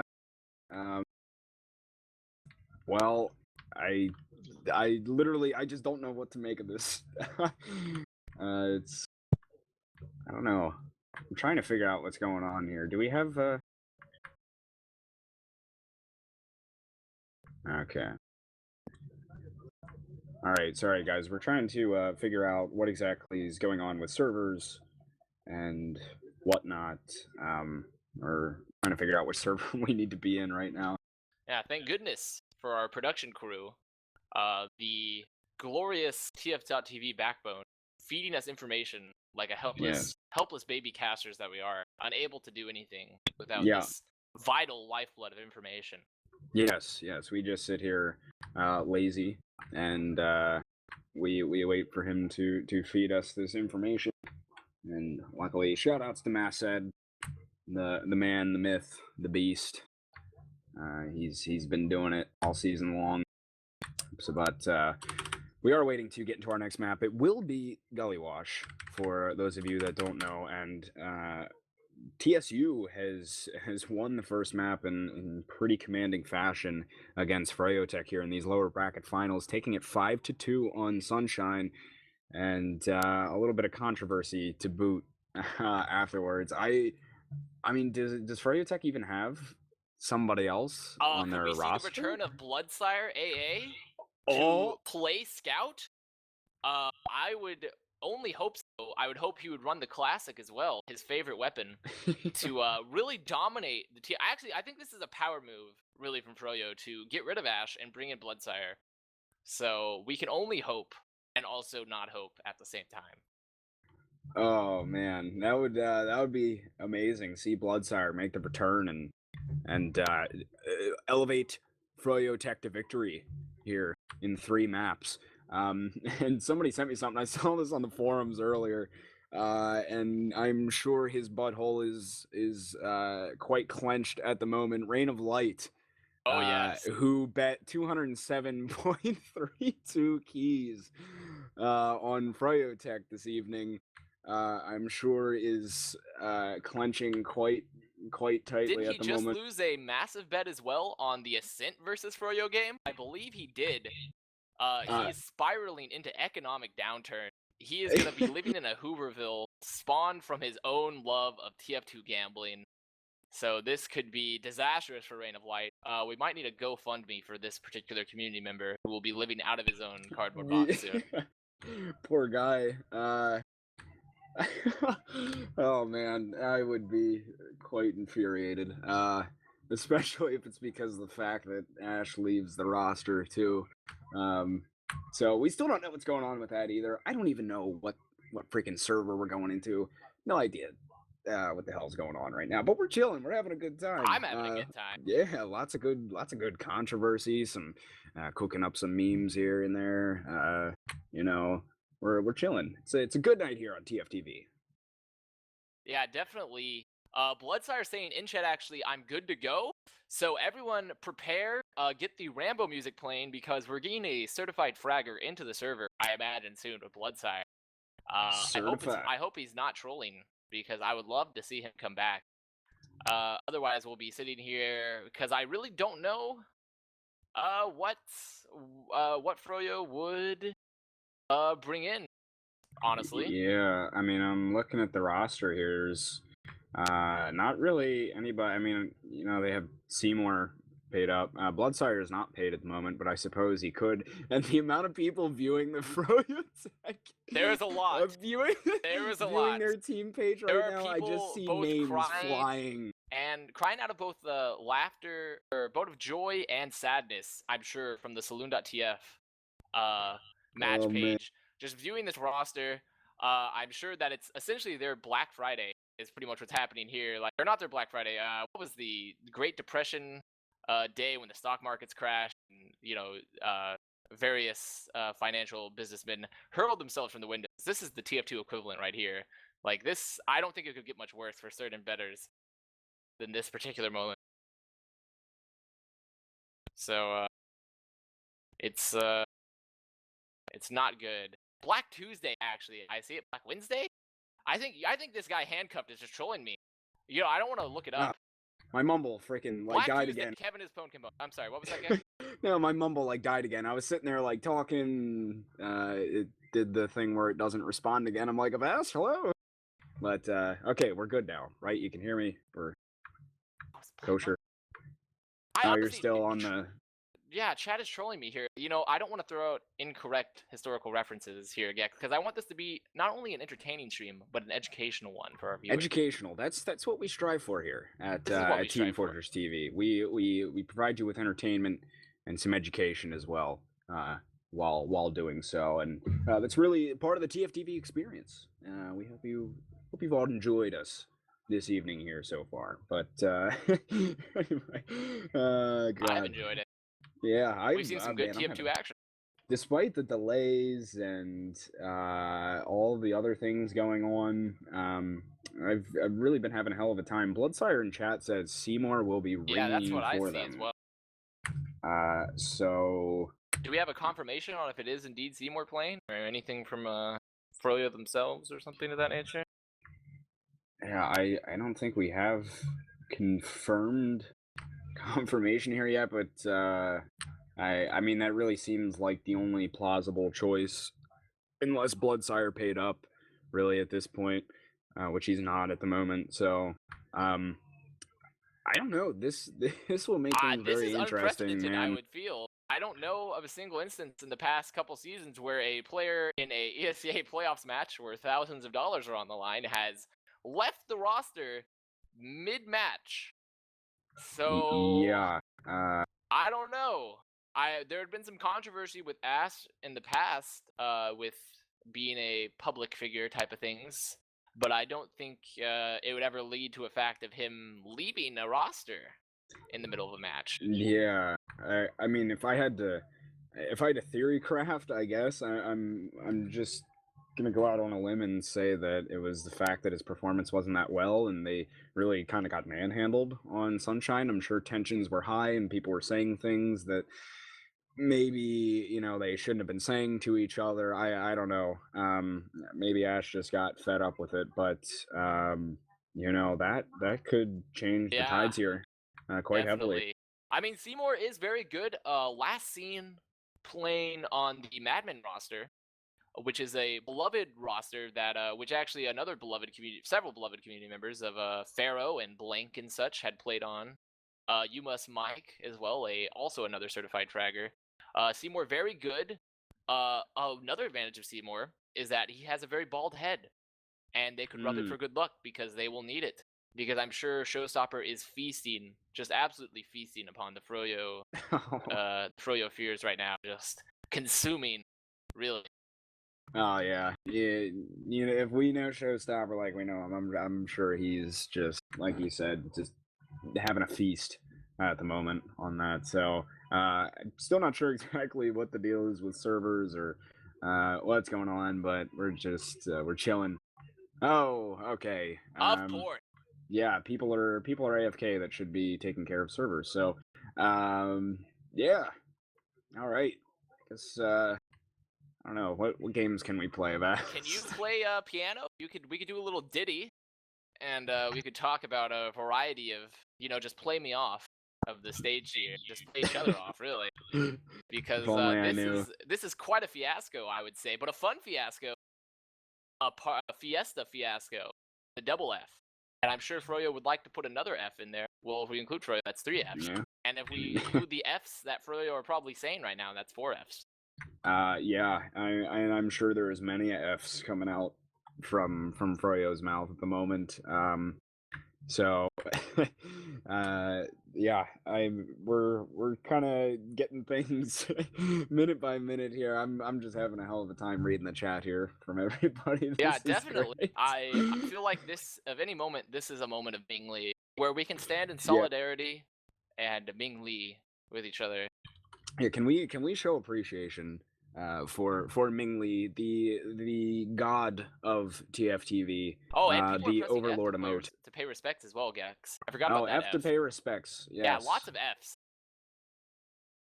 Yeah, then oh, here come the Minglees. All right, that's what I'm talking about. We're going the Fs, Fs and Minglees all over the place here. Ming Lee is the best Twitch emote confirmed. Yeah, we've already confirmed this actually last stream, Gecks. I don't know if you tuned in, but Ming Lee is the canonical anti-PogChamp, because this is not a PogChamp moment, I would feel. No, this is just Ming Lee, man. That's all you can do with this whole situation of froyotech right now is just Ming Lee it up. And oh, here comes the nice spam. Thanks, Kevin. There we go. Wouldn't be a good stream over here at TFTV without some good spam in the chat. Yeah, definitely. Yeah. I would like to put out a note to the TF.TV casting crew. I was banned from chat earlier, actually, for trying to put some spam in chat. So I apologize for my transgressions. I will reflect upon them. But I would love to be unbanned from my community stream, because all I wanted was to put up some rave ASCII into the chat. I just wanted to rave with happiness. So yeah, I think we need to forgive this man for his sins of abuse in the chat here. Get him unbanned. Come on. Who's running the show here? That's anyway. Get him unbanned. Let him talk. He needs to. He has as much of a right as anybody else to be able to spam some Ming Lee right now with everybody else. That's just really how it goes. Flame's input on this. Well, I won't say exactly what he said, but essentially he says Carter's an idiot. I've heard so that thank before. you. Yep, thank you for your I've input heard that there, from a variety Flame. of people. Yeah, definitely not the first time we've heard this.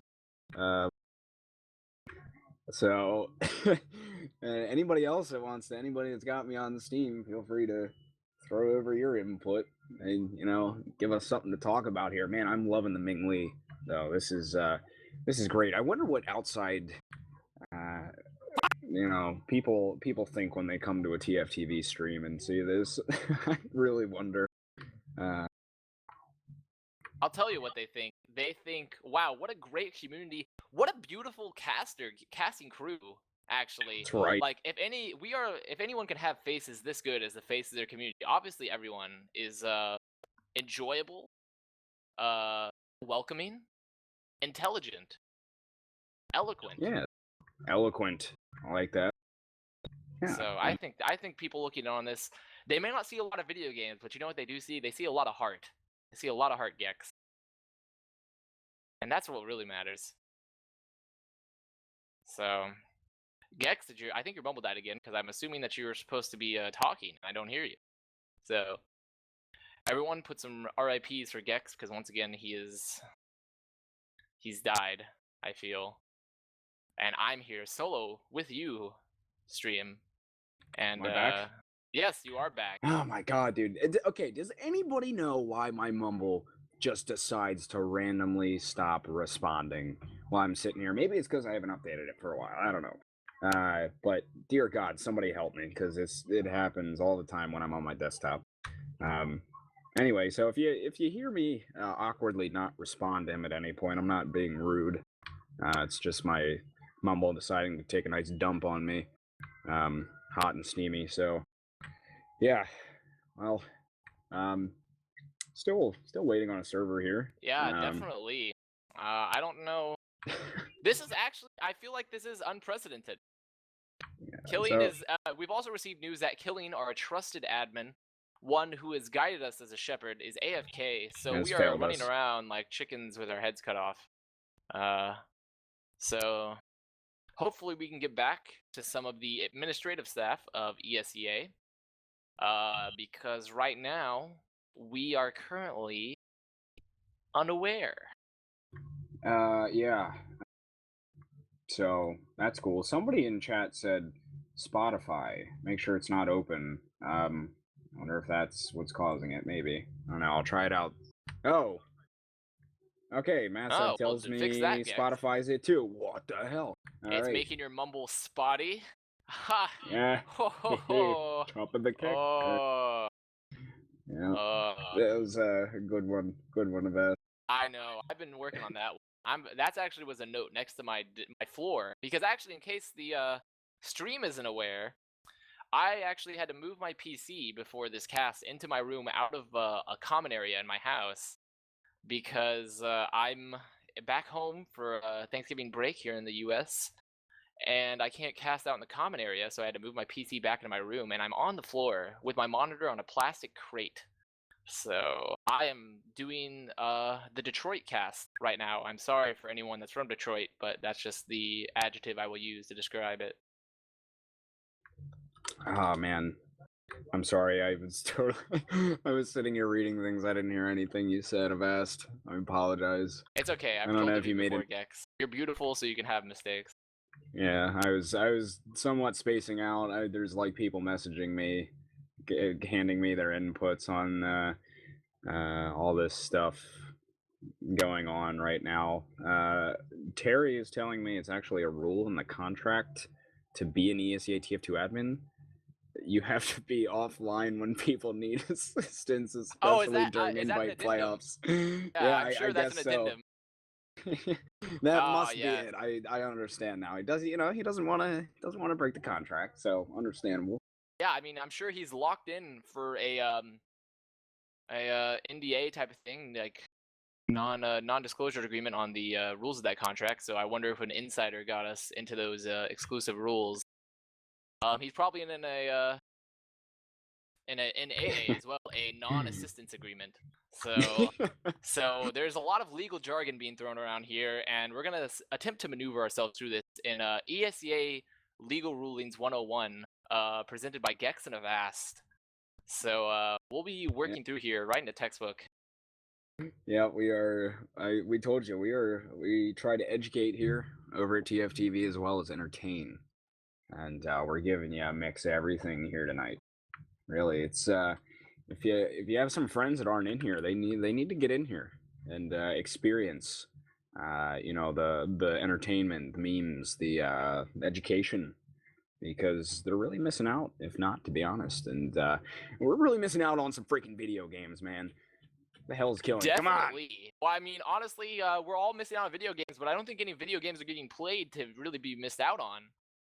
Yeah. Because Froyo is down a player, so I don't know if they'll even be played. If like, what is Froyo's plan here? Is Bandy currently just like imploding into himself to just leave the known universe, disappearing up his own just self-righteous anger? And So that's another thing to think about too. Actually, like if we do have something to talk about that's actually like relevant to the future games here in this match, is that I mean, how on tilt is Froyo right now? Would you have to imagine? I mean, like I'm sure they're not calm by any means. Um, so with this whole situation, and then you have to factor in Seymour, who seems to be the guy who is going to be coming in on Scout. You know, that's certainly going to play a pretty big change in everything. Of course, uh, as you said, Avast, he's an excellent scout, by all Oh, means. fantastic! Yeah. Yeah, but Carter was the one that froyotech had been practicing with. That's where they have the synergy. Maybe not quite as much there with Seymour, but um, it's gonna be tough. They're on the ropes now. Froyotech is. They're down a map. We're going into Gully Gully, I Wash. think. Yeah, Gully Yeah, Wash. yeah, Gully. So it's do or die for them right now, where you will see Froyotech getting knocked out before the finals and since God knows when. Yeah, definitely. It would be a ridiculous upset. Um, but I mean, if you ever played with Seymour or talked to Seymour, he lights up a room not just because of the reflection of the fluorescent lighting onto his head that reflects above the walls and everything, but also he's just a great personality overall, really fun, chill guy, and really good scout. And also, we have to think about the lasting implications on the TF2 community because just going back to Reign of Light, if Froyo gets knocked out here, we would might lose another community member with Reign of Light having to go into seclusion after just losing all sorts of money. Money. Yeah. Poor guy. I feel so bad for him. He put up so much money on this game, and the thing is that it was such a safe bet. Really, like who could have predicted all this kind of crap to happen? It really was such a safe bet to take, but uh, apparently not. The worst case scenario happened pretty much for him. It's not over yet, though. Seymour can come in and save the day, but We can only hope. yeah, it's to be determined yet, but still pretty rough situation for the Froyo boys. Carter throwing a little, putting in a little Froyo in there as well, or he's throwing anyway. So poor Froyotech. Really, I'm sure Banny is like just like blood Not pressure happy. through the roof. And actually, Gex, let's take the chance while we have the time to recap for viewers that have joined the stream. We just saw we had a late start with some server troubles, but Froyo and TSU just duked it out on Sunshine as the first map of the series, with TSU taking a what was it actually? Was it a 4-2? 5-2? 5-2. 5-2. 5-2. Yeah, 5-2 for TSU on this first map. Good games, some interesting roster switch ups from Froyo in the beginning with Clockwork on Pocket and Banny Scout, because Banny had high ping, but they switched it back and it got a lot closer. And that's the game is starting actually from Mela typing in chat. The SCV is being fixed right now, so they have a roster. You have Mathsad's got it. Mathsad, Our savior. production guru. Oh god, I'm getting messages from everybody. Sideshows nailing me here. Somebody whenever we do get this, okay, so our STV is getting fixed. Wait, hold on, we're getting a hold on from Dash TM. Apparently, also confirmed for stream, Sideshow is nailing Gecks. Yeah. We have that on audio. Can someone make a GIF right away, please? Yes, tis true. I didn't mean to spit it out there. I'm sorry, Sideshow. I've given it away. Oh, I'm sure you didn't. No, they know. Well, cat's out of the bag now, boys and girls. Let's see. We're working on getting some server info, but I guess the match is live, so maybe at some point today we'll get to see some of this lovely game. It actually looks. Is this I don't know. true? I'm looking at the drop down menu and it says 1-0 Froyo, but I can't actually on the match page?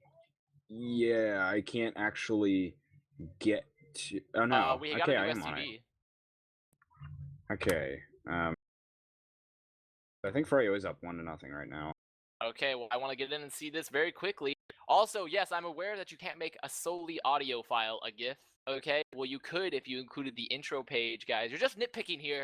The real message here is that Sideshow is nailing Gecks. You're being very rude. News alert. You heard it here first on TFTV. I think I'm getting into the server. Did you get that that IP there, Avast? I did. I'm trying to launch TF2. Oh, all right. Well, I'm in the game. I don't know, Mathsad, are you in here as well? All right, we're ready to go. So I'll go ahead and kind of take things over here until Avast gets in. But it looks like TSU right now is taking this push on into the second point. Grape is in very, very hurt right now. They do have. Well, that's actually a couple picks now for froyotech. Blaze has gone down. Shade's gonna fall as well. Alec came in through that flank side, took down Shade. Sizer's gonna pick up Seymour. But 3 down over on the side of TSU. They just need to make sure that Ninja Nick stays alive right now, and Banny is gonna go in for a bomb for him. Oh no, nobody was staying with him. Banny is so hurt. Zaylox trying to come to the rescue, but Ninja Nick is going to go down. Zaylox did grab the 2 of them in the end, but couldn't save his medic in time. That could have been just what TSU needed right there. They could have taken that second point, maybe even come straight on through to last with the advantage that they would have had. But we're going to see things reset. TSU is playing on the midpoint right now, and they're getting all their respawns working their way up. Froyo's got just the slightest of slight Uber advantage at the moment, so both teams building this one up, and we'll wait to see where they push with this one. Avast, did you get in to our lovely server? I'm having troubles getting in to the server. I'm having some technical difficulty. So you got the new IP that was in Mumble? I did. My team 2 though seems to be stuck in a perpetual state of running and will not allow me to open it. Oh, rest in peace. So what I might do is I'm gonna. Luckily I have an SSD, so I might just have to reboot really quick. All right, that works. I'll be back handle in 2 seconds. All right, and man, it must be nice to have an SSD. God, need to invest. It takes me like 5 minutes to reboot my computer, and once all the terrible programs I have at startup launch. All right, anyway, we're back. Take you back into the game here. I'll hold things down till Avast gets back, but TSU's poking a bit towards this big door side at the moment. They do have the flank a bit stacked. Froyo does as well. They've got both scouts and Duatin on his side. Shade's down here as well. Banny poking around a little bit. Blaze is really just kind of holding down this choke. Grape gets taken out by Seymour, though. I'm not sure exactly where that frag happened, but that may have just been a sack. But regardless, that will be one down. Froyo definitely looking to make some moves in through the flank side right now. Banny, Clockwork's already in. Blaze comes up for a bomb. Ninja Nick milking it like Farmer Brown himself. He had to pop it off, though. And Shade is going to come through this choke. TSU needs to get out right now before they get destroyed by this froyotech Uber. They did get the force out of it at least. And they got Ninja Nick out of the fight as well. Zaylox out. Grape is, I believe, going to survive as well here. So, Ninja Nick didn't go down. Luckily for TSU, they are going to be able to hold here, I believe, on this second point. Froyo's just hanging out by choke at the moment. And they're chasing Alec deep inside a lobby right now, actually. Both scouts had the opportunity to go behind them. Clockwork is still lurking around in lower, but Alec cleaned up on that frag there. So TSU at the moment, they do have that one pick that maybe they could send in a counter-sack for, just make a push. It looks like they want to take it in through big door side right now, giving heals to Showstopper inside their Showstopper. Very hurt right now, and he's just going to get crunched on by these guys. Seymour picks up that frag, so they're actually, Froyo's going for the full-out push here in through big door with that one pick, and TSU is committed right now. There's no way for them to get out of this one, so they're going to have to pop it off onto Zaylox. Ubers get exchanged, and Froyo's actually going to have to back up a little bit. They lost Duatin, and Blaze is out of it as well. Grape just doing some work. Seymour falls as well to Grape, and he did get taken out right at the tail end. I think he finished himself off there, but TSU definitely looking to make some moves in through mid right now, spamming heavily towards that big door side. TSU's actually down right now. Banny creating a bit of space, bombing back in. Blaze will come in for a bomb as well. Showstopper falls. Sizer gets taken out as well. 3 down for TSU. Ninja Nick just needs to get himself out right now. Grape's gotta come to the rescue here. Blaze trying to cut off Ninja Nick if he can by that lobby side, but Grape is there to assist him and took out Blaze, but Froyo have pushed themselves into the second point here, onto TSU's second. They are holding up top. Grape just narrowly keeping himself alive, and They are about to have Uber here. TSU, I don't know if they have. I don't think they realize they have about 25% advantage here. So they work themselves all the way back to last. They could have potentially crunched right down on the froyotech if they had themselves in position. But and they do have that one pick now that they got Clockwork, who I think was poking around towards last. Froyo's making a move, possibly towards that Riverside. Showstopper jumps up top, gets the force out of Froyo, but that is going to be a better Uber on the side of Froyo. They got a pick onto Dewatna, though, which is quite large at this moment of the game for TSU. Showstopper gets taken out trying to re-enter from the lobby side. And, oh, a lot of Froyo down deep in that lower. It's going to be Clockwork and Seymour getting in here. Clockwork's on Ninja Nick. He's just going to go for the cap here. Zalox has got to try and stop it. Ninja Nick trying to delay as long as he can. He's just doing 360s on the point, trying to keep himself alive. Somehow they held that off. The Showstopper gets the respawn. Alec and Sizer will both respawn as well to be able to hold this one off. And Shade only has about a 10% advantage here. My goodness. Somehow Ninja Nick didn't get taken out. He's just sitting there doing 360s on the point. Just delaying as long as he possibly could. Showstopper came in and pushed them all away. So, you see Clockwork and Alec both going to come up on Sniper right now. Ninja Nick just now getting his Uber. It's an even Uber situation. Oh, Sizer's up on Heavy, but he gets his head just destroyed by Clockwork from that Riverside. So, I'm back, Gecks. Oh, he is back I'm into it. Right. Clockwork actually is trying to get a really good shot on Ninja Nick as I return. Sizer will be up in 5. They Uber in. Really aggressive. They actually pick Zalox. Ninja Nick chooses to drop Zalox or just wasn't aware of the health. And they're just going to be fighting on. Banny drops into. Froyo's going to try to crunch them right here. Dewatna's pushing Shutter. We're going to see a collector from Froyo soon, I think. Yeah, and there's a guy on our. Oh, Showstopper won that 1v1 with Banny, which was big. Clockwork takes down Grape, though. It's right now a 3v4 fight in favor of Froyotech as they're trying to move in from this Riverside.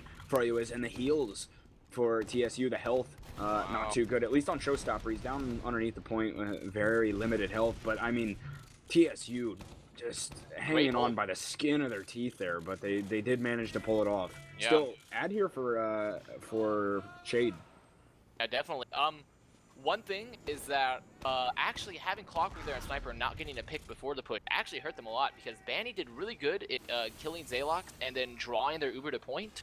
If they just had another scout, they probably could have collapsed a lot better. But it's just, you know, the risk you have of having a Sniper when you're pushing last is that you might be down a push class.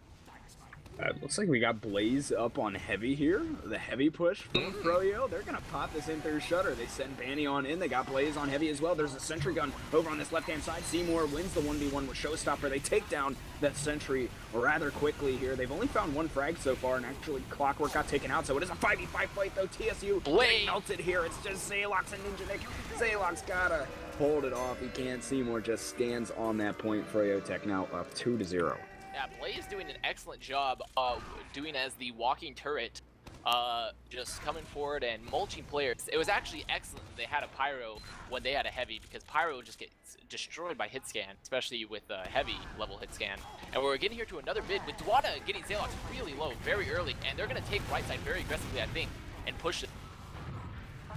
Ooh, that's going to be Blaze trying to wrap in through the elbow there, but he gets taken down. It's 2 players down a piece right now. It's a 4v4 fight. All of Froyo really down on the ground at the moment. Banny jumps up, try and create a little bit of room. Oh, Shade is so hurt right now. And Showstopper gets that spam rocket into him. Dewatna's going to have to back out through Big Door side. Banny and Seymour still lurking around here and just want to get themselves out alive here. But Ninja Nick's going to roll through with full Uber advantage here. Yeah, if you watch that mid, actually both demos had massive impact. Dewatna getting a pick and putting mad damage on them on the top right. And Zalox actually, the reason Shade was so low and was picked off by one rocket is Zalox just peeked through the ramp leading to their big door and just put a pipe and hit him. And now we're going to be on second. Dewatna getting Zalox and Blaze bombing on the comp, but getting no pick, but forcing them back. I think Furio's going to want to fight them as trip. Blaze putting so much damage on TSU here.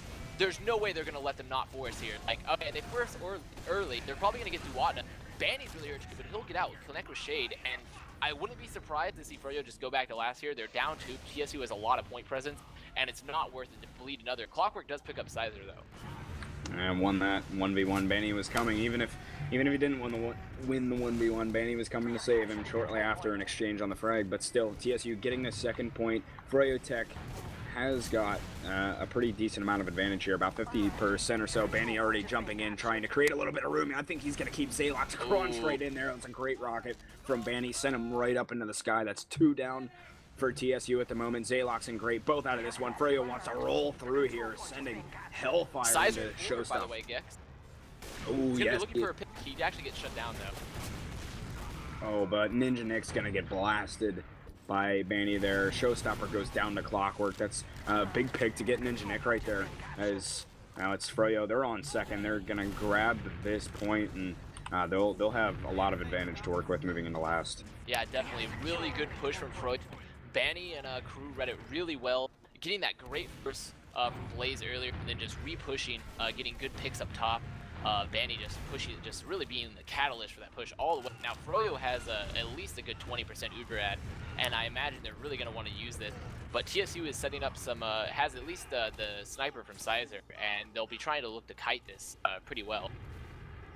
This is definitely one of those maps where you see all the stops as far as off-glassing goes, but Sizer right now just, or TSU I should say, content with just keeping the sniper up right now. But froyotech is going to bring that Uber straight on in through lower main here, seeing what kind of frags I can find. Grape is the first victim. Alec goes down as well. Zaylox holding tight underneath the point, but the soldiers just rushing straight into them, destroying them all over the place there. TSU getting destroyed on that last point. Textbook lad. Yeah, it was absolutely textbook. 3-0.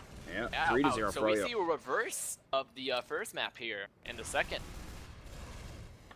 Yeah, and it's Froyo beating TSU to an early half. And if I had to guess, we are going to see a third and final map. If I had to guess, agree. Yeah. That's a good educated guess. A good, yeah. You know, my teachers taught me well to make these kinds of guesses, and I feel confident in that guess. So I think most would agree as well. It looks like it's headed that way, which should make things very interesting. You know, a cliche line that the casters say, it's not over yet. Yeah, technically, I guess TSU could still come back here, but I mean, to me, it looks like it's just about over. Froyo is just in total control of this map right now. Yeah, definitely. Their last pushes on there are the textbook example of how to push Gullywash last. Granted, TSU probably could have had another off class, like a Pyro or somebody to deny it, but I mean, their sniper forced them pretty early, which is, you know, a lot for a last push, really, to pop them before they're even into the last itself. They were like all the way lower coming from main, and they got popped, so they wasted a good 30% just getting into the last. But they just forced them back to spawn, and then Banny turned back around with the remainder of the Uber and his scout, cleaning up anyone behind, and then just focusing the point and forcing TSU, who still didn't have Uber and down 2 people, to just play the point and crushing them there. Yeah, and they just look so much more solid right now. Froyo does. You know, Seymour fitting in quite well, really. He seemed to have a pretty decent game, showing up well, probably playing better than than Ash was. Really, Gecks, just no holds barred already. Going after Ash. I like Ash. I mean, he's a friend, but I don't know. Seymour looking pretty good right now. I think better than Ash. I mean, I haven't seen the full on stats here, but I would assume maybe a little less toxic to the team chemistry too, if things are going the way that we think they were going. Even if they were losing, Seymour is just a really good balance in terms for like team morale. From what I've noticed, he's a pretty even keeled guy. But definitely Froyo just seeming very dominant. Their plays are just supremely coordinated. Their last push is on point, and we're gonna be getting another mid here, with Zaylox once again getting the worst of the exchange with Duat very low in elbow. And we're gonna see Froyo looking to try to take right side aggressively. I think actually just sitting on ground with some really good spam from Duat, but they're actually gonna lose Blaze very early.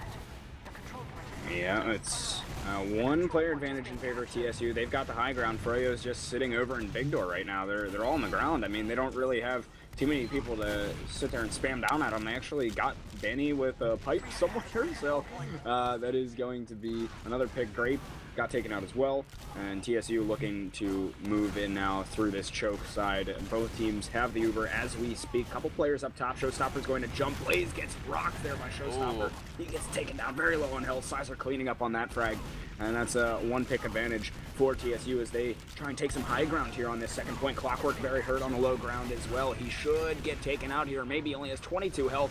Both Ubers get exchanged here by this second point, so we'll see who comes out on top of this post-Uber fight. Banny jumps up top trying to find Zalox, excuse me, gets the flash from Ninja Nick. Clockwork on the ground, down on this point. Duatna very, very hurt here. He gets crunched on by Grape. Oh, goodness, here's TSU just destroying them on this second point. Shade and Blaze the only ones left alive. Shade, last guy standing. This should be a TSU round here, most definitely. Froyo just, on these past 2 mid, Froyo has not taken any initiative, I feel. They've been sitting on the ground, which I'm assuming they're waiting for the pretty much the standard way to deal with soldiers if they bomb aggressively on Gully Wash if you want to play passive is to sit on ground and let your scouts mulch them. But their TSU soldiers haven't been doing that, and they've just been losing the spam war without the height advantage. And they're getting players picked on point, and they didn't take any sort of positioning in those Uber fights on second, so they just got killed by TSU and Showstopper in particular. Now we're on another mid here. Blaze went for a really big bomb around. He's going to come in and see maybe if he can clean up all the damage. Got called on the Zalox, I'm sure, but he picked up the health pack and got himself back up to full. Blaze got baited in by that froyotech. Down 3 players right now. Duatna, Blaze, and Clockwork. They're getting crushed inside of this choke. Up, drop down comes Great. He finds Shade and Seymour. He got another frag sometime before that. Froyo getting wiped, and maybe I was wrong. TSU on the comeback here, maybe. I don't know what it is, Gecks, but your act of condemning Froyo, or not condemning TSU to a loss has saved them the game. Must have heard me. I don't know. And Froyo just getting crunched on this mid again. I see Duatna trying to play aggressively on this point, but he's getting so hurt. His team is losing these fights, and he's just getting no support.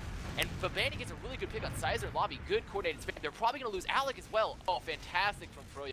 They do still have an Uber out from TSU, but with no scouts, this gives them tons of opportunity to bomb. And Nick's gonna Uber early, and Duatna should be able to get out. They shouldn't lose anyone but Clockwork, and this should be a really good push. Actually, Banny getting killed by Zalox too, so now they're gonna be relegated to last. Oh, and we might see them, I don't know, Zalox poking around a little bit up on this Balk here. TSU still getting the respawn. Showstopper a bit hurt, and Shade's going to be coming up on this Uber here very shortly. They do have a sentry gun at last. froyotech does. Seymour has put that up, but TSU knows they're at the disadvantage. They back themselves up towards this choke side here, and they're getting ready for the Froyo push. Yeah, definitely. I'm going to be expecting Froyo to Uber aggressively with Banny out from up top, and Blaze also as well. It looks like they have their combo bow soldiers pushing up top. And they're just doing a really solid play here of just taking up top. TSU actually looks like they want to be pushing big door. They might actually try to go through low, but no, there's not enough time for that. But they're going to contest. There's going to be an Uber exchange here. It's more favorable for Froyo right now as they get the split. All Froyo has to do is just kite this Uber, and this could be a really good exchange for Froyo as there's been almost no damage out of them. Well, there's more damage on TSU. When Alec goes down, Sizer very hurt as well. He's going to go down. Clockwork cleaning up on all of this damage. Showstopper goes down. Clockwork getting a third one yet with his scatter gun. Clockwork, Seymour doing absolute work there. Blaze picks up Grape, and Banny finishes Zalox off the boot. Wipes TSU right there. Disastrous push as they tried to come in through that big door side. froyotech is going to have some Uber advantage, and they're looking to come into second right now. Yeah, that was a great push from Froyo, taking up top, using their soldiers to pressure out the opposing team with their full 300 HP. The rest of the team following behind them. And TSU, they wanted to aggressively fight it, but they had already given up height advantage, and they all had to rotate through big door. So I don't know if that was the best call, but it's the call they went with. And then they just had a really poor Uber exchange with Froyo getting the much better damage and splits on their exchange compared to TSU. And so they were just able to clean up with their superior health and positioning afterward. Now let's put TSU all the way back to their last, and Froyo looking to put themselves on map point here after this round is over as they Uber straight on in here, trying to hunt down Ninja Nick if they can. He's all the way underneath the point. Froyo following him deep down there. Sizer's up on heavy. Shade goes down to Duatna as well. Blaze out of this fight as well. Clockwork from underneath the point, seeing if he can take some 1v1s here. It's just going to be a 1v2 right now. Banny trying to take them both on, but Alec will finish him off there, so they hold it off just barely, TSU does. Yeah, that was actually a really great idea. They saw the medic playing near point, or they wanted to force him near point, and they just tried to chase him under. They got the flag, but they had too many Froyo players underneath the point after the Uber, and so they had bad position. Actually, Size is going to get Blades to try to get Cap, and Zale's going to pick Seymour up, so there's really bad poor flank for him. Dwada gets Showstopper, and Sizer gets cleaned up by Clock, so this could be a really scrappy fight coming up here. Actually, I think TSU is getting the better positioning, but Banny is going to lap. They know Banny's going to lap, so they're going to clean up Banny here, but that'll buy Froyo some time to get their spawners up, and I think they're going to want to set up, at least try to get some good spam on him here. They're trying to get a little bit of presence out here. Clockwork, who is trying to extend a little bit on the riverside, is just going to get crunched. I think Dwatman's going to go down here as well. He will. Grape bombs around Zalox.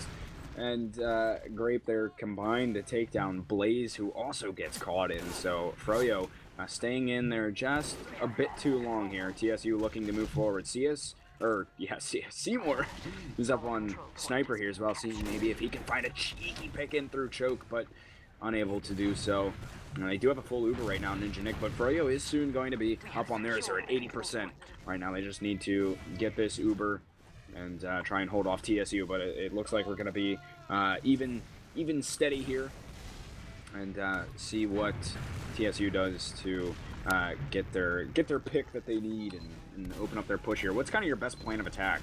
Honestly, what's a really classic style is just to have a demo or something hold show. Actually, as we say that, both the froyotech flank is really aggressive. They've actually taken control of Big, but they're gonna back off. But I would like TSU generally and other invite teams in general, they try to push Big Door either to pressure them out from through the Big Door on top or to take their lobby and have someone hold Choke. But it looks like they're actually just peeking Choke really aggressively for a Grape to bomb, and he gets cleaned up. Getting Shade really low, by the way, 40 HP. But that's going to be their sack, and we might see a Froyo counter sack or just a push approaching from Big Door. They are sending Banny, and he's poking around on that Big Door side. Seymour's over there, Duatin as well. They're definitely stacking the Big Door. Blaze is certainly coming in for a bomb here as well. He is just going to get mulched by Alec though, as TSU holding steady on this point here. And it looks like they just want to come in through Choke here. Sizer's already in. Showstopper's making his move as well. Banny's got some high ground control though. Showstopper very hurt now. He's getting knocked down.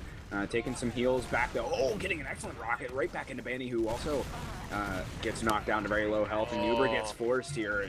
Engineek milking it a bit. Froyo down 3 players though, getting destroyed here. Things looking very good for TSU as they're getting set up inside of this lobby. Duatin's going to get caught in as well and lower by Showstopper. So that's a really big pick there. And TSU definitely in good position for last year. Yeah, this could definitely be a round win for TSU, right? They have the player advantage. They have bad health though, which could be something. They're actually going to pick up both the scouts again in River. Alec and Sizer seemingly dying at times, which are not good TSU, what I've seen. And then Banny dropping really aggressively. Ninja Nick is stuck behind the rock. Showstopper really hurt. Oh, this is really good push from disastrous. Froyo. Yeah, it was really good for TSU. They had a really good fight on second. Shade milking a little bit too long and dropping players from the burst damage of TSU. But then they just got cleaned up by the respawners of Froyo because they had such good health. And now Froyo's going to be on recapping it, making sure that they cannot, TSU can't peek. So TSU getting pushed all the way back to their second now. And Shade with some hefty Uber advantage right now. They're looking to take this straight on in through the choke point. Blaze has already made his way in. Banny's going to bomb up top as well, create a little bit of space for his team to get in. They take it with no problem at all.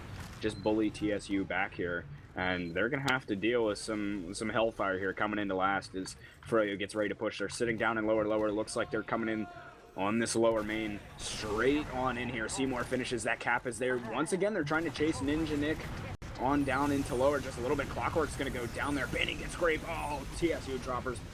Players dropping like flies, I should say. They get wiped here at last. froyotech now gives themselves potentially just one more round here before they claim this map. That was a really good, slightly early pop from Shade. They were kind of worried about dropping players, and they wanted to get the point.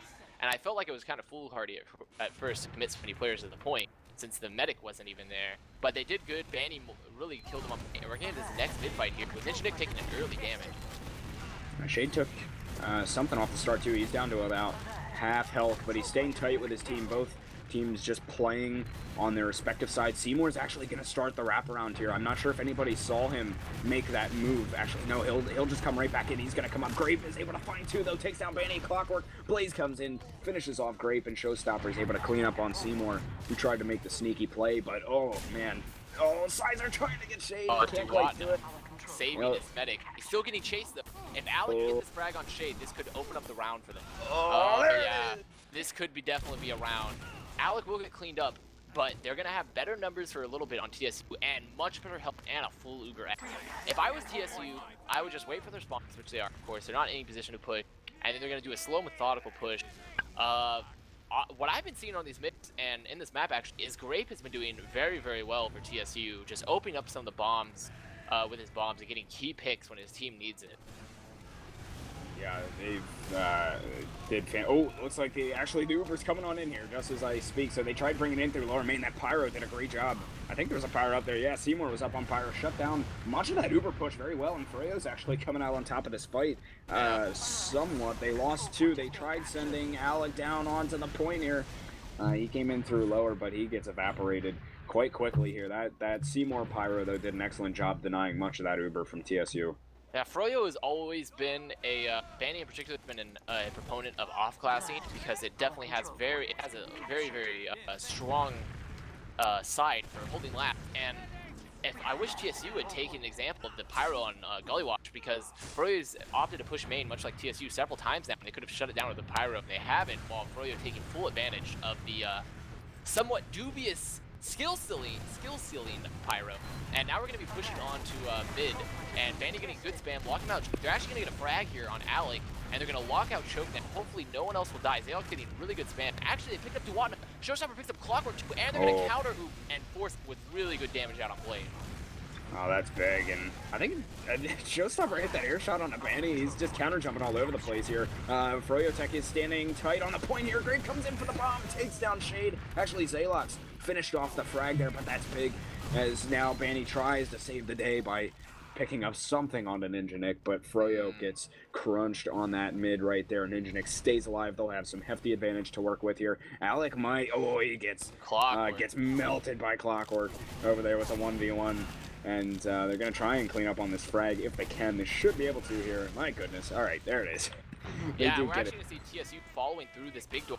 And actually, Seymour and Duwatna are very far forward. They don't have any flank to support them. They should have been aware of this. TSU has taken the flank, and now they're going to lose both Seymour and Duwatna. They will lose Showstopper in return, but this is going to be a free second, essentially, for TSU. And that was some overextension, I feel, from Duwatna and Seymour.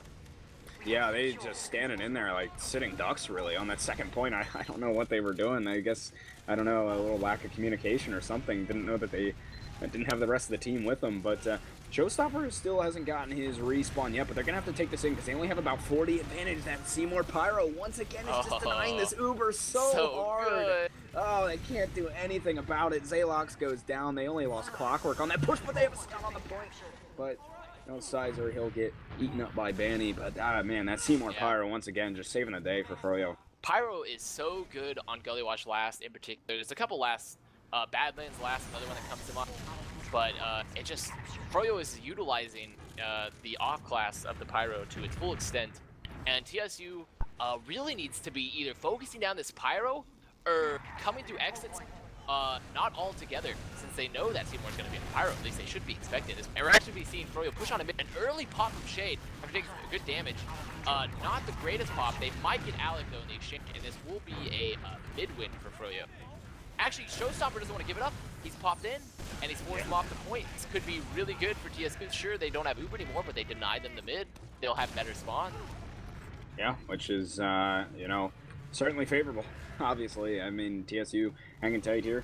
As you said, Froyo is going to have some advantage to work with here. Clockwork is going to get caught in. He went a bit too far through that choke point there. So Shade's sitting now at about 65% on his Uber. And just building that up, getting ready to push out into the mid. We might see a little leapfrog situation here, back and forth, as TSU builds their Uber on up as well, but Shade just now coming up on it. Looks like Froyo's ready for the push. Yeah, definitely. Froyo will be looking to take this choke, I think. They're gonna have to be careful though, spam. They might actually just rotate big door, because it's much less likely that you're gonna take a hefty amount of spam through there, because both Seymour, Duatna, and Clockwork are over there. But it looks like they're actually just gonna stabilize. They weren't able to find an opening, or at least not decide on a way to push. So they're actually gonna put the impetus on TSU here, who is down round. So this is a pretty classic stalemate in all of TF2 history, is the Gully Wash mid to second stalemate. Oh yes, we've seen it many a times. Grape coming in, gets destroyed by Blaze. Absolutely massacred. Disgusting.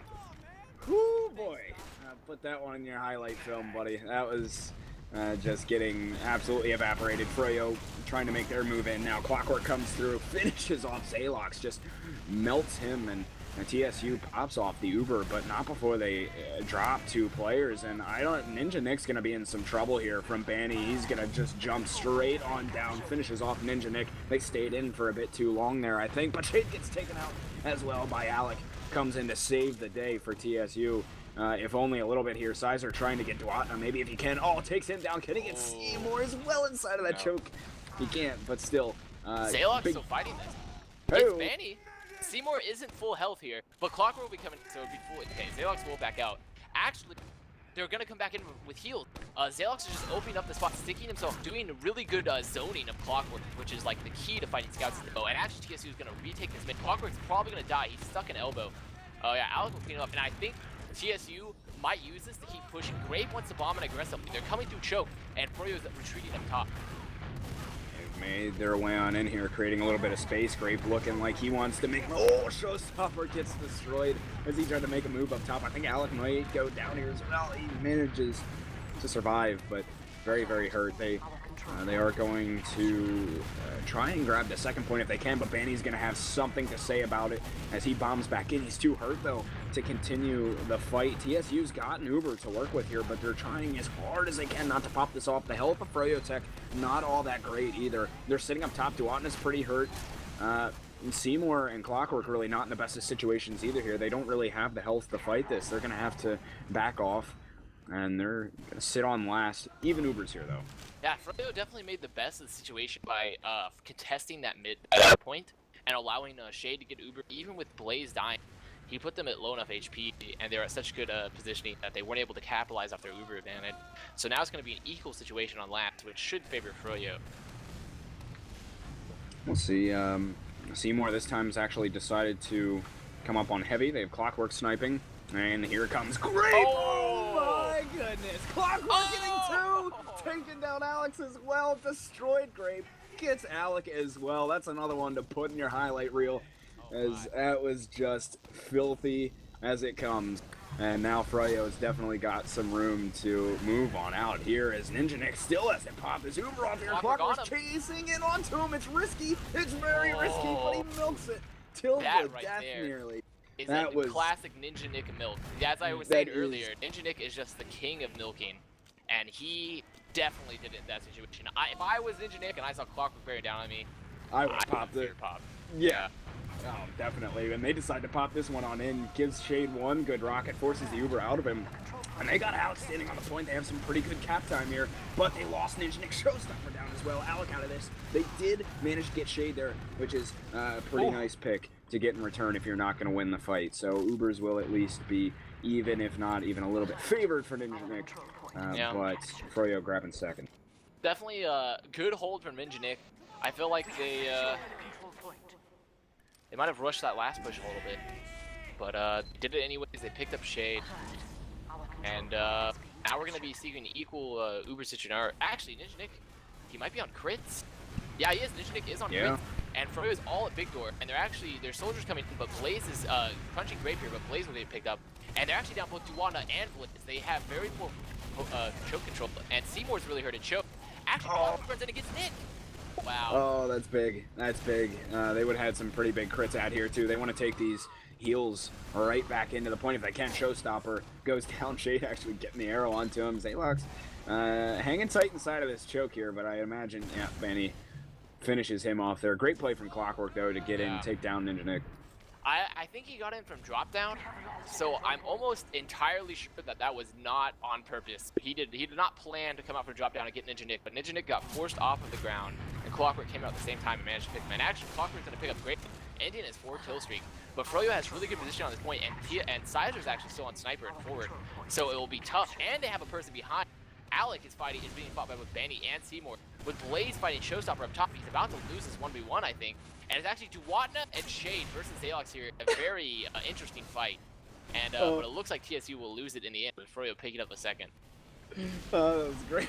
Duwatna and Zalox are going at it on second. I don't know if Zalox got caught in or what. He was trying to take the fight with Duwatna, who had Shade's heals, and Duwatna was going for the sign on him. He ran out of ammo. He's just charging at him with the sign. But anyway, Shade's got a full Uber right now. They do have 40% advantage right now. If they move very, very quickly, they could work with it. But they're still getting a respawn, Seymour and Clockwork. I think they're trying to decide exactly what they want to do as far as sniping, and it looks like Clockwork is going to come up on that. So once again, TSU electing not to run any sort of an off-class. They're actually poking around inside of this upper lobby just a little bit. They actually are able to find Clockwork because of it getting a bit aggressive towards this side. So now they're looking to move in upper, maybe exchange these Ubers if possible. They're setting Showstopper forward. Almost dropped him there.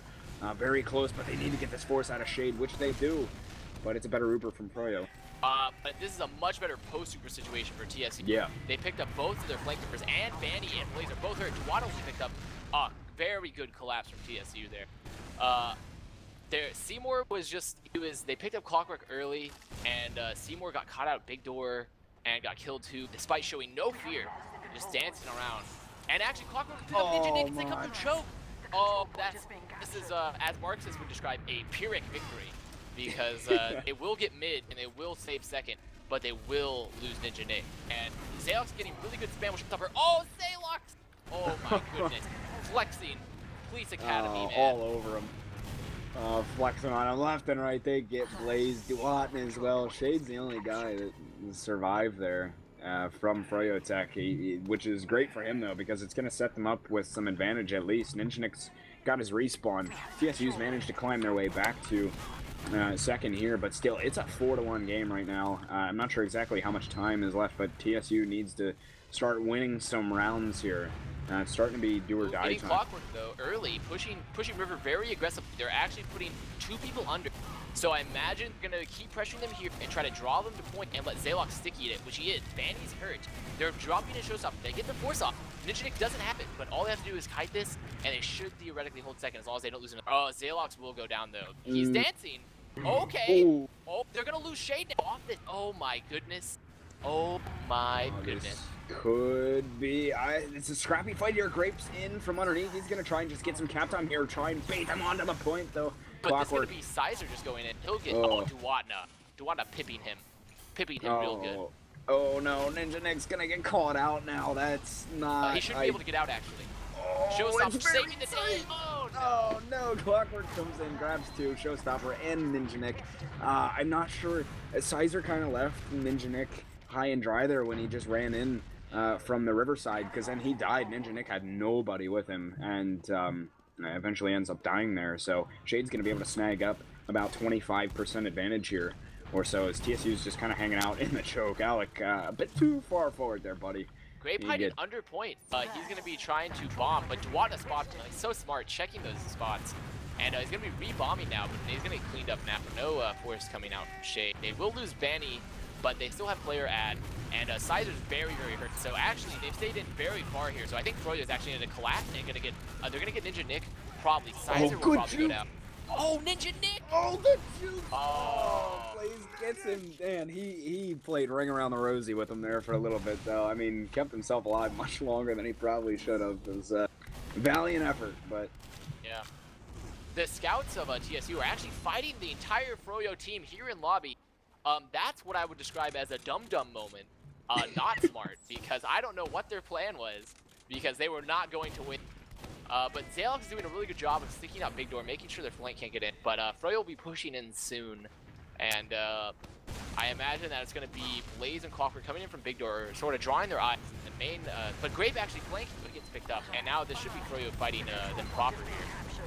Oh, Ninja Nick takes a good bit of spam. He is able to get himself out alive, but Zalox is fallen through drop down, and presumably will get cleaned up as a frag here very soon. He's got Blaze coming for him. Duatna is going to drop onto him as well, and Seymour's there to clean him up. So that's 2 down for Froyo right now. Ninja Nick goes down. Oh, TSU gets demolished there. I was too busy looking at mid with Zalox. I don't know what happened back there. They just went Big Door. Banny and Shade, they knew that they had won the mid fight, and they just kept going and then flanked the rest of them, caught them out on second. And now they're going to be actually popping in through main very aggressively. Grape will go down. Banny's in, putting really good damage to drawing to point, and they cap it up. That's a 5-1 for Froyo, Gecks. Whew, man.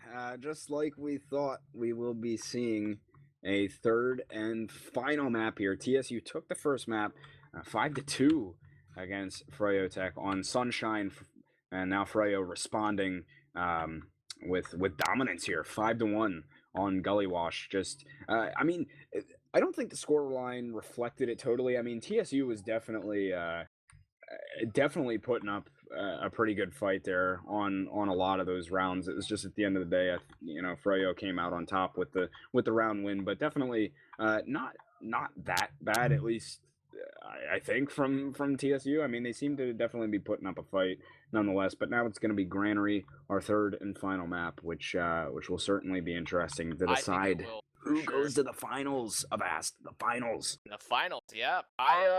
Honestly, that's another map where I think the score didn't necessarily reflect how close it was. Froyo definitely dominated in the beginning, but then as soon as you point out that they were dominating Gecks, it just reversed, and TSU had a really good comeback, started playing very well. And Granary, I think, is another map which will really give TSU a shot to compete with froyotech, because they have very strong soldiers, very strong soldier aggression, and I think, and honestly, Zalox is a demo that really knows how to play Granary very well. I know Duatna generally isn't a fan of Granary, if I remember correctly, but there's 2 demos in Invite. They're very good at it, and freaking Zalox and Benonsky are those 2, in my opinion. And Zalox was doing a lot for them during that map. So I think it'll be an exciting game. I think it was a really good game on that last map. So we'll be seeing what happens. We'll be moving there soon. Will we be using same IP? Do we know? To be determined still, I think. Let's see. Oh, I'm filled with, oh god. Oh, I got a burp. Okay, let's see. We're looking, still don't see it. It hasn't come through yet on the match page, so we're waiting on that one still. But I mean, with all this being said here, obviously very back and forth games of Avast. What do you think for Granary? I mean, you know, I feel like it's feeling, both teams are feeling pretty good. The froyotech certainly got some momentum coming off of that big win there on Gully, but you know, I mean, what are your thoughts going into Granary? I think that it will be much like my thoughts before the series started, which is the TSU is going to rely very heavily on their double soldier bombs on Grand Mid, because I remember when I played them this season, that was, for lack of a better word, their entire strategy was having their scouts sit up on the balcony area, the catwalk, play pretty passive, and let their soldiers initiate, or maybe just wait for a sack from the opposing team. But Froyo also likes to play that style where they sort of wait for the soldiers to bomb. So it'll be very, very interesting, since Granary Mid is very dynamic and based off of reacting to soldier bombs. And the last time these guys played on Granary was in the first round of the playoffs, actually, when they played a best of 3, and froyotech did win 5-3, but it was a pretty close game. I mean, other than the last 2 rounds, TSU was hanging in there very, very tight with froyotech throughout the entire game. So I think we're in for a treat here for our third and final map. I think it will be close. Seymour seeming really not to have any difficulties fitting in here with the team. I mean, I'm gonna take a look at it. 205 DPM, but I mean, still, he's He's not doing bad. 29-17, he went there on Gully Wash. So um, fitting in quite well, filling Ash's spot, and doing what he needs to do to help Froyo move on in this tournament here. So it's going to come down to a third and final map, guys. That's it, and that will decide who goes on to the finals, who gets sent back in third place. Winner does go and play Ascent in those grand finals. So a lot on the line here for these guys. Big differences in prize money here as well, and pride to boot. So it's a very important third map. Yeah, definitely. And I think that froyotech has really turned it around despite the drama revolving around the roster, which was confirmed actually from a statement from Ash saying that there was just some tension in the froyotech mumble, which actually was the reason probably why that apparently their loss to Ascent was motivated them to have that original lineup switch on Sunshine Gecks, was they wanted to see Really? if Banny Scout with Clockwork Pocket, or Soldier I should say, just seeing what happens. But and I mean, and that's it's not a terrible idea because Banny played Scout in a way that could be best described as satellite, where he just revolved and orbited around his medic, and he was definitely a really big reason why froyotech was very, very successful while he was Scout, because he was just king of destroying bombers, always being healed, and being in the right place in the right time for his team, because a Scout is so mobile and so powerful. But I think Granary will bring us some interesting things here with Seymour stepping in. And I think Seymour did pretty well in this last match. Yeah, no, he definitely did. Held his own for sure. Didn't do necessarily anything like incredible by any means, but didn't do bad at all. Help them grab that win, which they desperately needed. So, that's going to set us up with the third and final map here, guys. I think we're gonna go and just take a couple of minutes here. Let us, or is this? Oh, never mind. We actually have the IP. I was gonna say. Yeah. Okay, I didn't see it there. I was gonna say if we have a minute, we'll go ahead and take a quick break. But we're keeping things moving here, which is always nice because it is quite late. And I have class early, but that's all right. You know what? We'll survive. Ooh. Are you Canadian, Gecks? I actually can't remember. No, I'm no, you're not over Canadian. on the East Coast. Oh, good. No. You're a beautiful, freedom-loving, red-blooded patriot like myself. Yeah, red, white, and blue. Excellent. Yeah, well, that's a shame that you don't have class. I do, so my official statement would be sucks for you. But I'm gonna be with you there in spirit. But obviously, my spirit won't be up until the hours of at least 12 p.m. Eastern. So you'll be alone for a bit. Yeah, I actually have I have a listening exam in Spanish tomorrow. So we'll see. Hopefully, I'm just gonna go out on a limb and hope I'm prepared for it, because I was hoping this game wouldn't go quite as late, but various issues and things. You know what? It's for the love of the game, guys. Yeah, I hope it's the price we pay, Gecks. Yeah, you know what? It's esports never sleeps, man. It's you don't stop for it. It's always here, and we love it. So we're getting ready, guys. Third and final map. Looks like players are flooding in. We're just waiting for them to get on their sides. Who do you think's gonna take this one? I don't know if I asked you that already, Avast, but who do you think's gonna win it? It generally would go into my overall prediction that I think Froyo is going to win the series.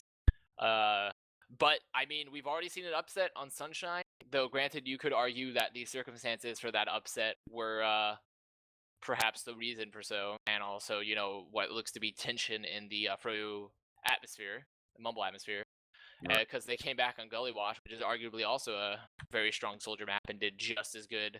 Counter rolled really. So I think this is it's open, but I think froyotech might have the edge still, just because of how proven their players are, and the fire in their heart and burning in their loins for victory after the humiliation of Sunshine and losing a player, and just things like that. And maybe they even want to prove to Ash at this point that maybe Ash was holding them back. So Yeah, you know what? It's no time like the present to do that and earn themselves a spot in the grand finals. That would be salt in the wound for Ash, certainly. And like I said before, this is really times when Froyo is honestly at their most dangerous, because this is when they really play in their top form and take it most seriously. And you know, at other times throughout the season, as you said before, they might like to have a little bit of fun here and there, but now they're in a position where they can't lose. This is absolutely do or die for them, and it's when they perform at their best.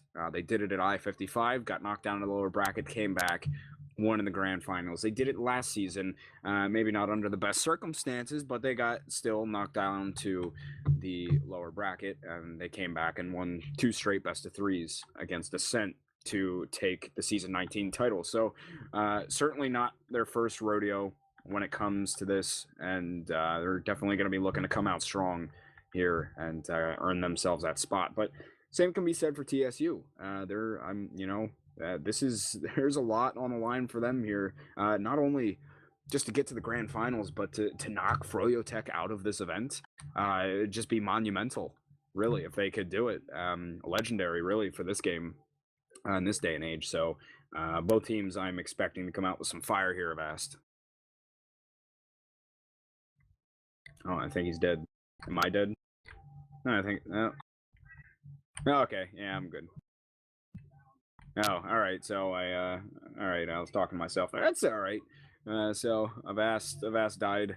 I'm still here though. I'm alive and well. We do have everybody in the server, I believe. I'm back. Oh, there he is. Okay, I was worried.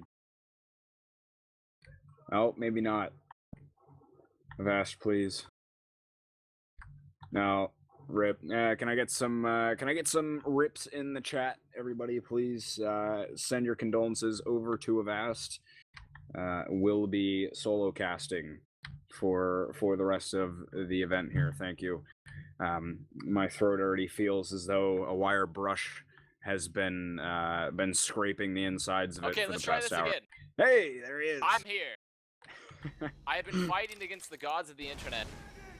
Because I'm currently, as I was saying earlier, in my room, on the floor, casting with my plastic crate as my monitor stand, with my mouse and keyboard with me in a very uncomfortable position, and I'm using power line adapters, so I can't get Wi-Fi in my room. So I'm using Wi-Fi, and I'm a very power-heavy house. So we're glad you're back. We're glad you're back and alive. And just as we say that, we're going in live. I don't know if you're back into the server. I'll be. Okay, yeah, you're coming in. All right. I'm in. Oh, he's here. He ain't missing this for nothing. Here we go. We're headed right into it. My FOV is at like 65 or I don't know why. It's really wacky, but I'm gonna cast this anyway. Freyo, just moving along from that choke side here. Both teams kind of playing on their side. Dwatna goes down early, but Zalox is out of this one as well. Oh my goodness, TSU getting destroyed. Benny with a big rocket. Clockwork is just gonna clean house here as well. He's trying to chase down Ninja Nick, and his little legs are running as fast as he can here. He might have to take the DM fight with Clockwork in a minute. No, he does get the respawn of Alex, so he came to save the day. I actually didn't get to see the beginning of that fight, but I definitely saw some great air shoot from Banny, and Clockwork just getting great cleanup. So just really good aggression and really good shot. And actually, Clockwork is a little bit far forward. He might get cleaned up. No, he gets arrowed actually, but actually Clockwork did get cleaned up. I just saw Seymour there. So TSU might be pushing with Zaylock actually on cannon, which is a really good spam weapon for second to mid to second, and said second is a point in particular for Demo Man for this weapon. So, but it looks like they'll be backing up and resetting.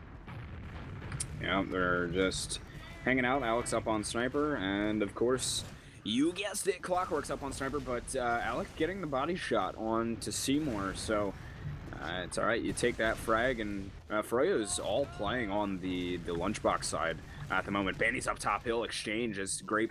Wanted to come in for a counter sack, but Banny's just gonna walk straight on through here. Oh no, he's gonna get caught in there. I heard a headshot ring off somewhere. Clockwork got Alec, but Banny will get exchanged. Oh, there's Clockwork getting another one. Yeah, it takes down Showstopper, and the double dog out as Alox. But the Uber got forced out of Ninja Nick there, and Shade is still hanging on to a 100% Uber here. This is dangerous for TSU. So textbook for Froyo. Alec, I mean, they know he's on fire. He's a really good sniper. They're actually still fighting Sizer here, and they'll pick up Sizer too. Grape is still above them, actually. Gets him forward, puts a lot of good damage on Duana, but he's flying up in the air now. He'll die soon. And they're still pushing on his left. Banny's with them now. Blaze and Clockwork will be coming behind this. Really good health on Froyo. They're down a lot on TSU. They're going to pressure the point now. Oh, this should be a cap. And it was.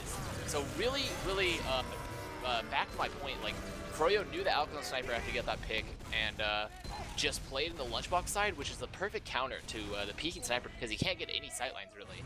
And they just like worked their advantages up top, and then eventually were able to push, get Blaze to force, and they just had a really good exchanges. And now we're gonna get into another mid with Zalox rolling bottom right, and Duana up top. He generally favors up top, and they're just gonna be trading stickies with Zalox getting the better of it actually a little bit, and TSU is taking their crates in, and it's gonna be a counter crate from Froyo. Blaze has made his way inside of the TSU garage. He's going to be wrapping around and should see a bomb from him out of choke in a second. Duatna goes down. He's a victim here. Blaze is just going to come in from that choke side. Grape taken out. Zalox as well. Seymour does go down, but it's a 3v3 fight at the moment. Shade inside of garage. Ninja Nick did go down. Froyo has the heals, and Showstopper comes in, takes down Shade. That's a massive pick for them. Sizer's the only one left in the mid. He should go down here. Banny very hurt. Tried to convert on that frag, didn't, but still big stuff to be able to get Shade there at the end of that fight. Yeah, Blaze definitely opened up that mid for them because Zalox was just walking all over him on the opposite crates for Froyo. But Blaze flanked him and got a pick and opened it up for Froyo. There was, I think, a slight misplay from possibly Banny just not being with his medic. I don't know if it was because he was just forced away or if he just didn't realize it because he had clock with him, but it would have been great if Shade stayed alive because it was only Showstopper who wasn't full health at all. So he really should have been cleaned up, but you know, Showstopper hit some good rockets, and Shade couldn't save himself there. So we're going to be a C in TSU actually with the Uber advantage, holding second. And I wouldn't be surprised to see TSU try to push this, but it's very likely that they'll just let it stalemate out because Froyo is building. Yeah, they're building it up. They do have that advantage though, as you said. TSU coming up on the Uber right now, but I mean, they're poking around a little bit inside of this garage, but Froyo is soon going to be up on it, so TSU looks content to just hang out here in yard for the time being. No off classes of any kind either. Everybody's just chilling out, having a good time. And we'll see. I mean, what's really your ideal way to push into yard here? It can seem a bit tricky at times if you're pushing in from mid. You know, what's your ideal push here to get in? Definitely pushing to the left side is almost always the stronger and safer option because you can clear the sticks really easily. And Zalox getting really good donks though, getting Seymour, and TSU they actually have Clockwork stuck in too. So actually they got really good collapse from TSU. They actually hit the danger. There's going to be an Uber exchange. Well, actually, not even an exchange. Froyo just gets forced. And I don't think they're going to force Ninja Nick here. So Banny will get cleaned up soon. And they're going to be pushing on to mid. This should be a free mid take, actually, but full Uber advantage and player ad. Yeah, they're getting ready to move on out here. Grape's already gone in through the choke side, seeing if he can find Blaze. Got a great shot onto Blaze there, inside of the mid. And that will get rid of that threat. Neutralized. And the mid cap coming through. Yeah, it's good stuff from Grape, man. And they still have about 60, now 50% advantage here. TSU does. There are some sticks above that garage side. Nobody died to them, but... See, right here, TSU moving left. Sorry to interrupt you. They're moving left, picking up Clockwork. And this is the way that I want to see it pushed, is, you know, you use your momentum to push left, and then you can take it from... I don't agree with them going Z. But they go through Z, they get a force, and they will get second, or at least should. But Froyo is not going to give it up for sure. There's soldiers with span up top, and they're going to come in and recontest. Yeah, they got an Uber to recontest this with. So TSU knows better than to try and take that fight. Going in through Z just got forced and couldn't really find much of anything with it. So they're at about 40%. Froyo is regaining that entrance into yard at the moment. Bandy's just opening up space. Looks like Blaze might be ready to make a move as well. Grape goes down though to the sticks of Duatna as he tried coming in for a bomb onto Shade. Got a little bit of damage off onto him. Couldn't really do all that much. Oh, they're poking around. Ninja Nick's all by himself here. Clockwork's gonna be able to clean up on him. Maybe yes, he gets the shot onto him. That's a 2K for him. Shade still hasn't been forced on this Uber yet either. Zalox, if there's one thing you do before you die, maybe get this force, but it doesn't look like he's gonna be able to. Grape's actually up on Sniper here. at the forward. He was able to get Banny, so keep an eye on that. Yeah, that was really, I mean, Clockwork once again doing a very typical Clockwork thing, just seeing the opportunity, taking it, and hoping his DM will push him through to get the pick, and he did. He gets a really solid pick on Ingenik, and opened it up for Froyo now to push into Yard. And they're going to really have to look out for it, because what I was saying about earlier, that they want to push this left, but Zalox is not going to let them in for free, and the loose cannon is so good for spamming this, and he does get Clockwork early. So it's really up if Froyo want to commit and fight left really hard. Zalox has no ammo, and they're getting in with Banny and Shake. The rest of the team cannot leave them out to dry here, so they need to come through. And they are. Grape will be trying to flank. And that Uber gets popped out of Froyo, and oh, they lose Seymour as well. They're down 2. Clock just got his respawn, but the Uber actually hasn't been built up yet by TSU, but they're going to be up on it soon. They're only 25% away. Pretty hefty advantage here. Shade is also very hurt, so Froyo just trying to get themselves out right now. Side of this mid, and they have gotten out. They did lose Grape. They have Banny and Clock, who are both over on that choke side, but right now that Uber is up for TSU. Yeah, Grape did a really good job diluting their push, essentially. He just stayed behind the entire time. Arguably holding second. Yeah, they don't seem to want to push with this necessarily. They get the pick on the Clockwork here. I don't know, they're starting to poke around by Garage now, but they kind of let the advantage get away from them there. They look like now they want to move through choke, but pretty soon Shade's going to be up on that Uber. Showstopper denied, and Blaze comes in for a bomb as well, but he gets melted. Duatna cleans up on some of that damage, though. He's able to get Showstopper. Grape is going to fall victim here as well. A few players on froyotech pretty hurt, but Alec is just about to go down. He's hanging on with 1 health. They pop the Ubers off. Both teams do. And TSU just backing up here. Showstopper is down as well as Grape, so player advantage in favor of froyotech here, and TSU just backs it up. Sizer does win the 1v1 with Clockwork, though, who is trying to go very aggressive. I think he was hoping for his team to follow up a lot more aggressively than they were able to at the time, because TSU could have fought them really hard in that garage, and now they have a pick. But I don't think they're going to try to push, because the soldiers are locking out choke really hard, even though TSU wanted to push through that choke, and we'll probably see a hold setup again. But just a really, really good exchange from Duwata and Blaze, just getting tons of damage on Ninjanik early and letting Banny get that position to force and let Shade get a really superior Uber. Ninjanik at 90% here. They have about 30% advantage, but TSU hasn't really been too eager to push off of really any advantage from Yard into mid here. So I think they're probably just going to be hanging tight here and spamming it out, so it'll be even Uber situations here as Froyo comes up on it now. No off classes either. Banny's getting ready to make maybe a move into this left side Yard. Yeah, definitely not. They're just spamming though. Clockwork actually gets in with the spam, but they're going to be fighting Clockwork now. So Clockwork will get cleaned up. Once again, Clockwork trying to get in. I don't know if he's trying to flank or just open up the push, but either way, he's not getting necessarily the support that he wanted. If it was a sack, then I guess that makes sense. But like, he's just getting cleaned up very early before he can do anything, because this flank does not. A scout can get in, but with the proper communication, a soldier can be there in like 2 seconds. Yeah, and instead he's just in by himself and got melted. Showstopper hanging around here. Currently, froyotech with this 1-0 lead, and I haven't really seen all that much action. This is the third and final map, in case you are just tuning in with us on Team Fortress TV.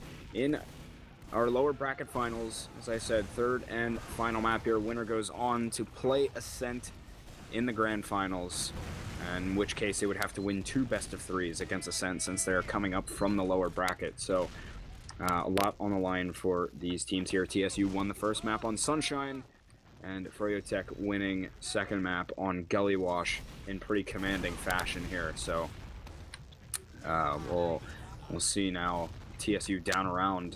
Froyo's just content to just sit around here. I don't know if they're trying to get Blaze out for a play here. Maybe he's sitting close by Garage, but I don't know. They don't seem to have any sense of urgency. I mean, rightfully so as well. Sizer got a little aggressive towards the choke.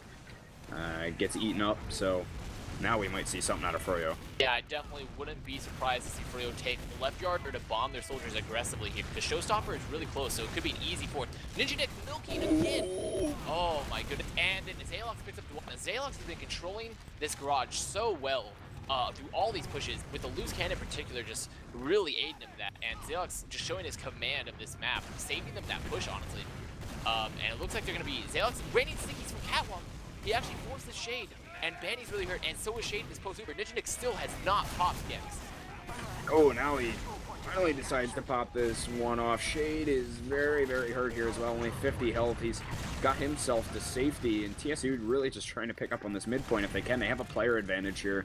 Blaze and Clocker both out of the fight here, so they will be able to pick up the midpoint here. And we're going to see even Ubers as well. Blaze is still down. He's just now getting his respawn. It looks like TSU's trying to move quickly here. Banny goes down, and Showstopper will get traded out there. Clockwork goes down to Sizer, though, as TSU has gained control of this yard here. Seymour's in, but he's going to get eaten alive by Alec and Sizer. So that's 3 down for froyotech right now in a dangerous position. Alec is just keeping the aggression up inside of the second point, and TSU's going to get second for free here as well. Yeah, really good push from TSU, but a little bit of an overextension from some of the froyotech members. Clockwork just taking the fight at that garage when I don't think he should have. Like, he should have seen, and there's no way he was able to do that much. And Seymour staying in really late as well, so they had to give up second without those players. And now we're gonna be stuck on last, which they're gonna be a sniper from Seymour, it looks like. Yeah, I got him up on sniper. Still have yet to see TSU going for a sack or anything yet. You have to imagine at some point they're going to do that so they can get somebody onto an off class, or maybe just try and make a play. It looks like Grape's got the buff. Oh no, see ya. Seymour shuts him down. Alec falls as well as Blaze gets aggressive. Oh no, the Duatna goes down to a trap from Zalox, though, and we should see an Uber exchange here. Indeed we do on second, and Banny hasn't really taken sufficient damage. They have such a better Uber here. froyotech doesn't. TSU is down 3 players, and Ninja Nick has so far gotten himself out alive, but needs to be very careful here as Grape's getting pressured. They do manage to make it out here, but it should be Froyo picking up this midpoint. Yeah, definitely. TSU wanted to double stack and draw them out. I mean, they had the sticky, but I feel like their positioning was not the best, because holding on the lower left instead of top, it really makes it very easy to get forced if the other opposing team's combo pushes from up top. So they had an idea, but I don't really agree with the execution, because they lost height control very early, and it's really tough if you lose height control if you want to fight with their down 2 players on that second. So now we're just going to be back on mid, and it just opened up. And I mean, and Showstopper didn't get 80 damage on Banny in that Uber, so they were able to kill Showstopper and get a free mid push as well. Yeah, he was like trying to search for frags elsewhere or something. I don't know. But you know, he wasn't getting the damage on the Banny, so Shade didn't have to pop it for quite a while, and just able to roll through him right after that. But once again, we do see even Uber situations here. We're just kind of trading back and forth between second points. The bomb attempted to come in from Blaze, but he'll get denied quite easily by the TSU players, and Duatna was actually very hurt as well. So we'll see where TSU wants to go. What kind of counter sack, maybe, if any, they're going to send in here.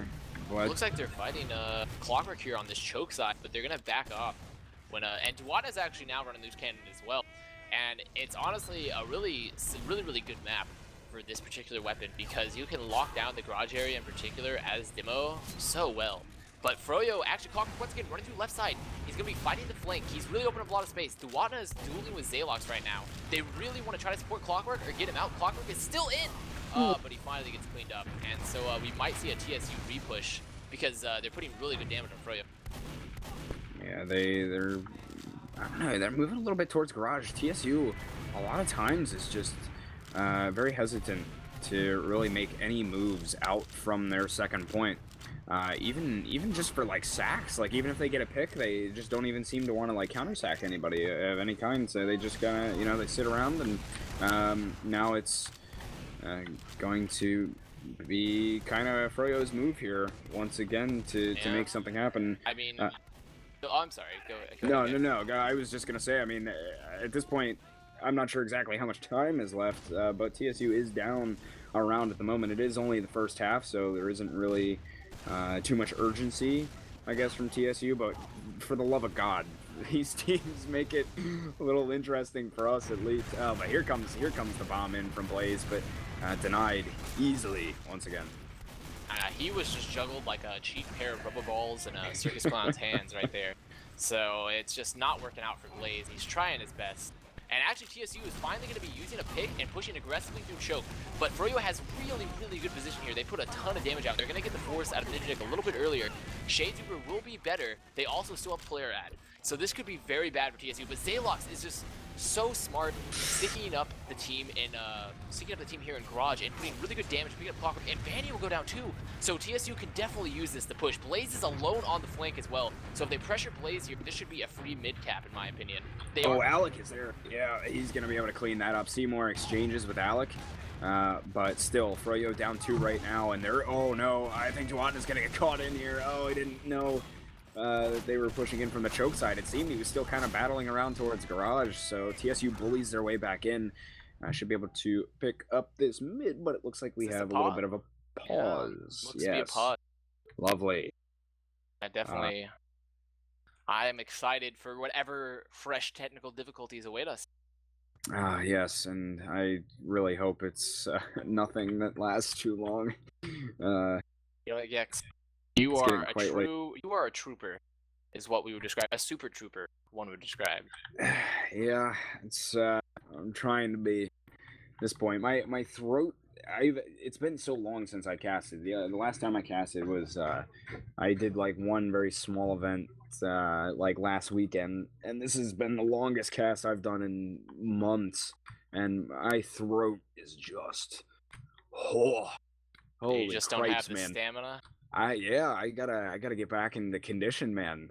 Start doing the casters training again or something, like some voice exercises, a little definitely stamina training. But but anyway, here, I mean, what's your I don't know, what do you think so far about this one? There's not really too much to talk about. It's been kind of just flip-flopping between one team holding mid and the other team holding mid. Not all that much going on in this game here. Both teams playing it very tactically and just taking their time, really. Yeah. I mean, honestly, what's really saving TSU a lot is Zaylock, who is his control of Garage is just impeccable. It's something that you should take a picture of, frame, get it signed. Just worship it, because it's insane how well he shuts down these pushes from Froyo, because he's spamming his donks, his badonkadonks in there, and it's knocking him around, and it's making Froyo really hesitant to push, and also just putting so much early damage on him. It's just such a pain. Honestly, even though it generally is better to push left, they really need someone pressuring Zaylock if they want to get through, or they have to make a distraction of some sort. Because he's really just saving them. Because honestly, I think Froyo a lot of these times is outplaying TSU, but they're just not able to capitalize on a lot of these pushes because of Zalox's zone control. Yeah, he's been doing excellent stuff for them. I mean, what a time for him to be able to come in and help TSU out here. He's certainly making his presence known, coming back to take Block's spot for this match here. So it's he's certainly been doing quite well for TSU tonight, but we will continue to see a level. Hey, just as I say it, we're back. Alrighty, Vanny got cleaned up in the choke. Looks like there's players floating around all over the place and not walking. Yeah, he's very hurt. Did survive though, so we see. Well, I think my HUD's broken now, so I can't even tell what's going on. I'm gonna go ahead and do a quick reconnect here. Sorry, but it looks like everybody's kind of chilling for now. Yeah, they're just holding mid right now. They're just pretty much waiting. Both teams are pretty much in equal Ubers and equal numbers, and they're just gonna be Froyo will be holding their yard, waiting for TSU to push really. And it's just gonna be, I imagine we'll see some suicide probably from TSU to open it up. Because I don't think Froyo really wants to push until they get a pick. Yeah, they're content to sit there. I mean, they're up around as well, so it's not like they have to make any moves. But TSU, definitely the ones that need to make something happen. This is only the first half, so there's not a big sense of urgency from TSU here. They're poking around in garage at least for right now, though. Seeing maybe a lane, but they're doing the same thing that Clockwork was doing. Sizer just goes on in and dies, really. It's eaten alive by Blazing Clock. So that will now be one down for TSU. Should be seeing Froyo make some sort of a move, and they seem much more... if Froyo, unlike TSU, really just wants to get in there. If they get a pick of some kind, they tried to get themselves in there. Blaze went down, but they started moving the troops towards that choke side as if they wanted to make a move, but they just saw there wasn't an opportunity there. But with Blaze down now, oh no, Showstopper so hurt, he gets dropped, and Ninja Nick trying to get away so he doesn't get forced.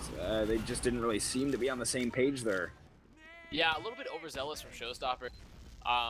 I think he wanted to start pushing with that pick, and his team wasn't quite there. So, but it looks like actually TSU has wrapped Froyo. They are stuck in garage currently. They actually pick up Banny.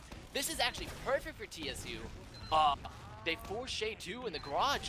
This is just a really poor Uber from Shade. Ninja Nick just now forcing Juana stuck in garage. He should get cleaned up by Showstopper soon. This should be a free second for TSU. Grape is in.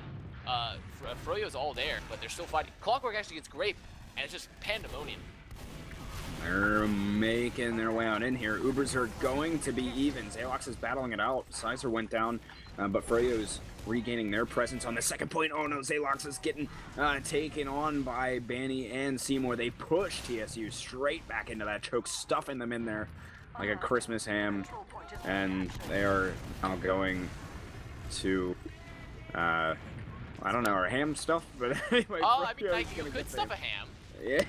I feel like there's nothing stopping you. And they're already on a yard here, spamming them out. Froyo will be getting this. They just picked up mid, and they're gonna pick up Alec too. Grape is on flank though, so look for possibly a cheeky flank from Grape. And Clockwork goes down, going for the pack. Grape is flanking through garage. I don't think, actually no, they're too far away. Grape, they have pretty good position here, so it's just gonna be a standard hold again.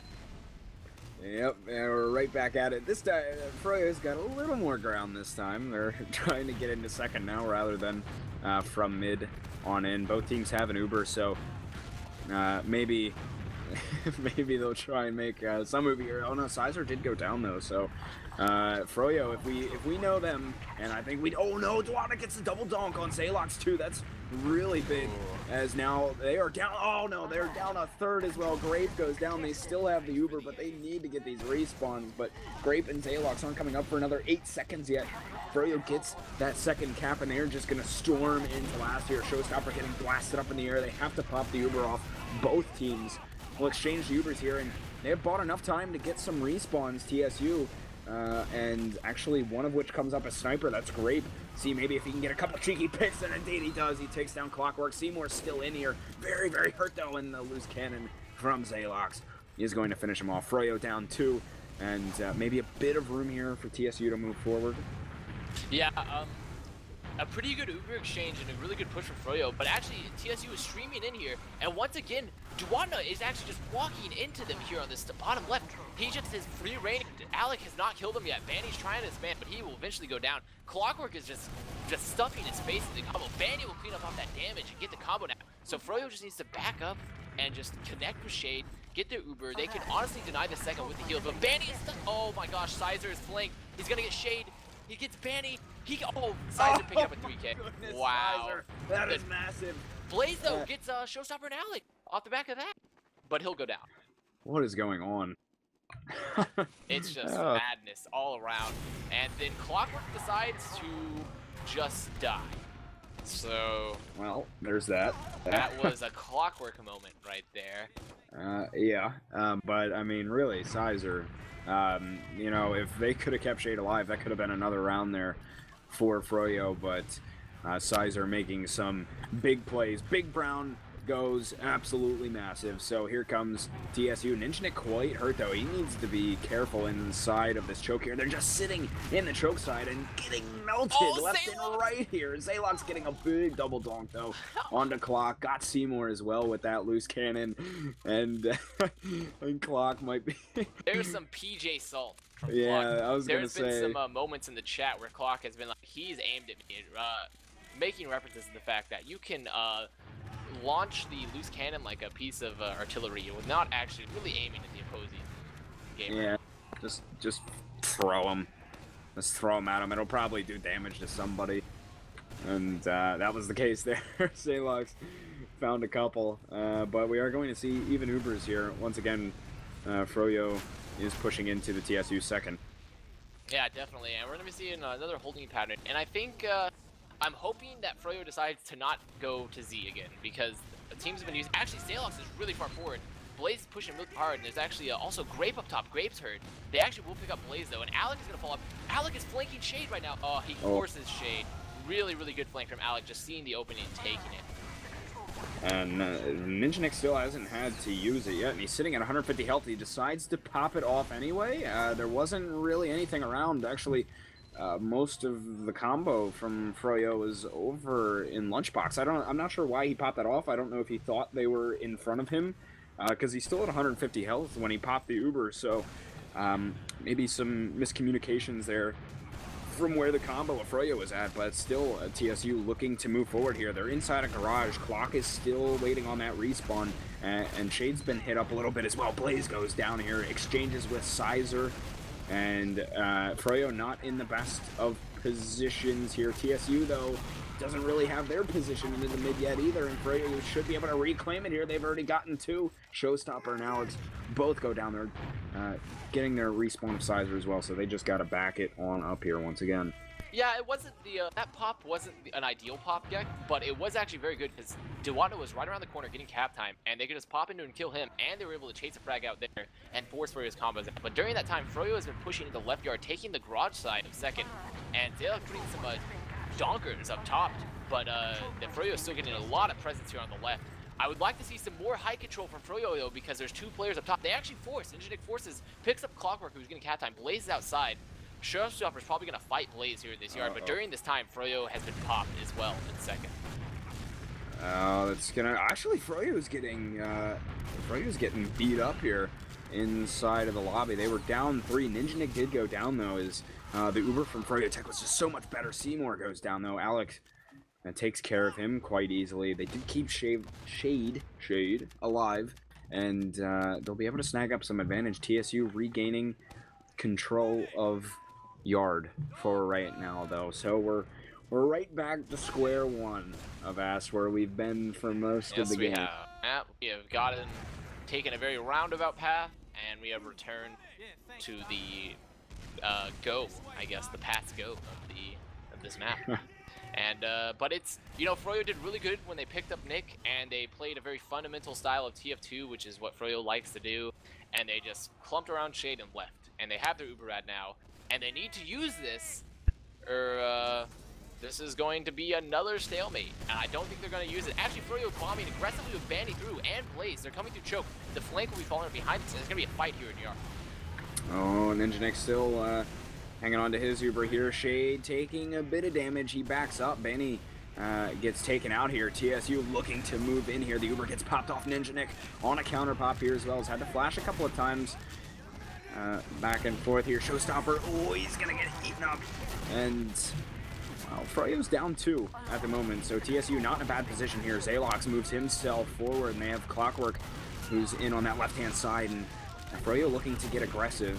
Maybe a little bit back into this mid. I don't know. They're sitting around garage, but they decide its positioning isn't the best, and they back themselves up. Though. He tried to go in for a flank. He gets cleaned up very fast. A very actually key thing was Duano was sandwiched between 2 players, but he managed to donk Zaylox away, and Clock was able to clean up Zaylox. So it actually, I can't remember if it was Zaylox, but it actually saved Shade in that situation, because Duano would have died and they would have gone for Shade. So really key use of the weapon as a crowd control sort of, and some good focus fire for Froyo to save Shade in that situation. And now that leaves both medics with 100% Uber, so we're in the same situation, opposite ends of the spectrum, and here comes the Ubers. Out of both teams here, TSU trying to get themselves back out. Ninjanek is going to go down, though. He waited just a little bit too long to get himself back out of the fight here. Froyo's down 2. TSU is down 2 as well. Froyo has the heals, though, to take this fight, but here they come in from the choke side. TSU melting froyotech all over the place. A great play to move in from that choke side. They wipe froyotech. They're going to cap up this point and get themselves into last here. TSU is going to tie this one up at 1-1. It was a really good exchange from Froyo, and they chased Ninjanek out, but they made a mistake of just overcommitting for that garage area. And, like, it's a place where even if they had the heal advantage, it doesn't matter that much because you can put so much coordinated damage into such a, just burst moments. And all of TSU was set up waiting for Froyo to chase them, and they just kept doing it. And then during that time, like, they got flanked.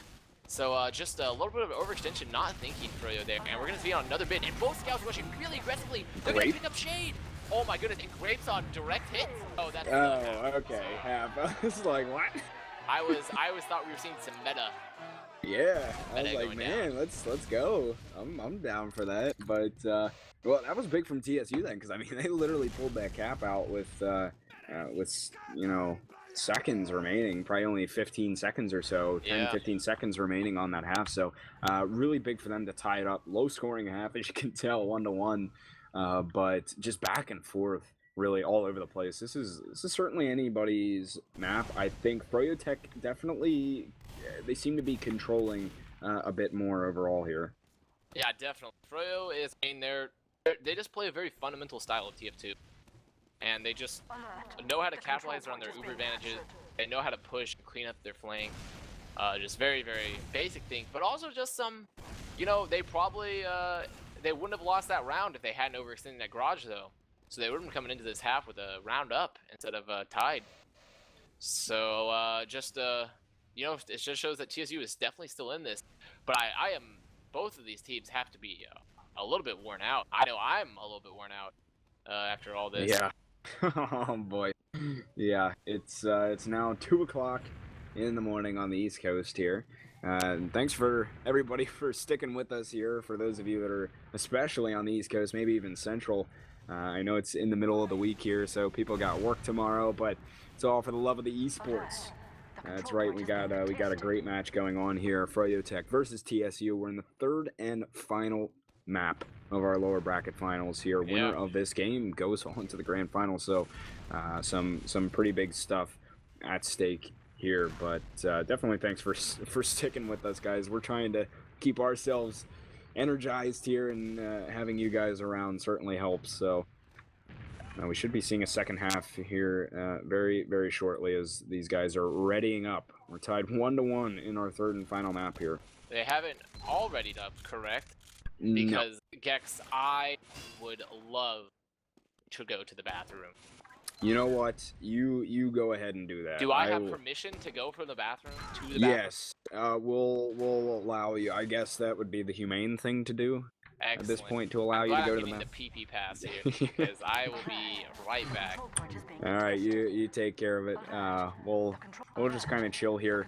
You know, Mathsad's gonna, you know, I know he was looking at some red bread a little while ago. You know, some other fun stuff. Hope you guys know that as well. But anyway, sorry, I'm blabbering at this point. I'm dying, literally, quite literally. And I have an exam tomorrow. Well, kind of listening exam. So I'm sticking with you guys out of love for the game. And you know, I don't really care about it either. It's fun. So we're having a great night here. Some really, really awesome TF2, and it looks like we are starting up this second half here. This is our last half of the night. And dear God, only half an hour more at oh God, don't mention overtime, Gecks. Don't mention overtime, dear God. Let's hope somebody finishes this one out in regulation, because I'm quite literally dying. But this is nonetheless some excellent TF2 here. We are headed into it, folks. Are we live? Yes, we are live. We are into it, going into our mid here. We just hear a barrage of pistol shots from all the scouts here. Duatin is very hurt right now. Somebody should clean up on this damage. Showstopper does.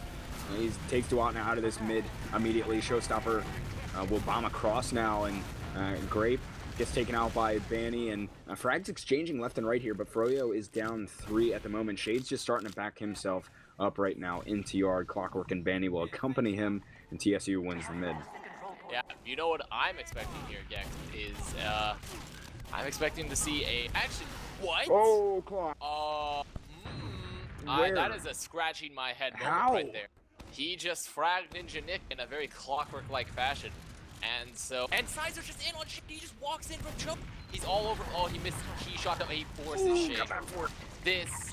That is just, honestly, that's poor play from Clockwork. Just did a very, very good thing. But that's just poor play from Froyo, honestly. Maybe some mispositioning from Shade even.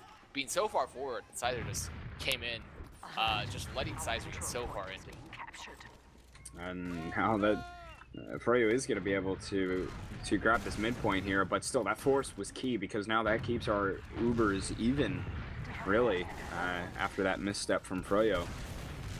And that's just going to be both these guys building it up, and we are in classic position. You guessed it, Froyo sitting on mid, and TSU holding yard. This has been where we've sat for about, I think, 15 to 20 minutes of our game this evening. Welcome to TF2.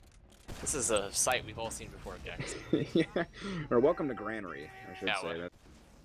Yeah, even with the improvements Granary Pro has made to the Granary map by our fellow community member Dagger, this is still a very classic stalemate position.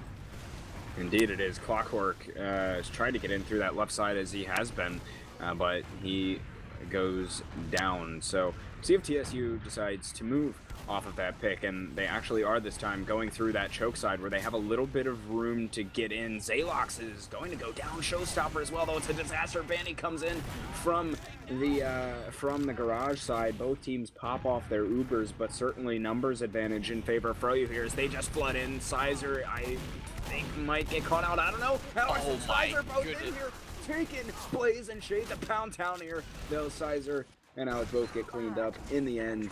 Ninja Nick stayed up there, I believe, and oh, Duatna, see ya, bud. What a weapon. Poor guy. Oh, man. That is just... Duatna, I can just imagine him right now, we're gonna get another pot. Do you see this? Yes, Look, yes I do. Seymour's right yes, on I do. the Ninja Nick. Oh. I do indeed see that. But I just can imagine Duatna, as he gets double donked, just throwing his head back, and then if you've ever tuned in Duatna's stream, it's just him going, "Why?" Just very loudly into the microphone as he's been killed by Zalox. So it's literally this him. could be a very good position though for Seymour if he can pick Nick, because it's just Zalox there. So he doesn't have any strong close combat defense for Ninja Nick at this moment. Alec is coming in though, but it's up to Seymour to take advantage of this and hopefully get the pick before Alec gets there. Yeah, I mean, either Zalox is going to have to hit some god donks here, or hope to God that Seymour misses long enough for Alec to come help the cause. But it's going to be interesting. Only on pause here, see what happens, because right now Ninja Nick has 30% advantage, and you know, that's a bit of opportunity maybe for TSU. But if we take a look at where everybody else is at, the combo of froyotech is getting ready to move back into the yard, as well, and get some presence on this second area potentially. But both teams are down 2, so I don't know. We'll see. I think a lot of what's going to play out once this unpause comes is dependent on what Seymour is able to do here with this Ninja Nick play. So yeah, his life will honestly decide the fate of these next couple of minutes, because if he picks Ninja Nick, then Froyo can definitely fight this second, like make sure they can't get out of it. But if he dies, then Froyo's actually only going to have 2 combat classes with Shade out in this yard, and it's going to be possibly Ninja Nick, Zalox, Grape, and Alec all in the second. So actually, we unpause right now. So he's fighting. He just leaves. He just leaves. But Blaze will do the death for him, and will just die in his place. So.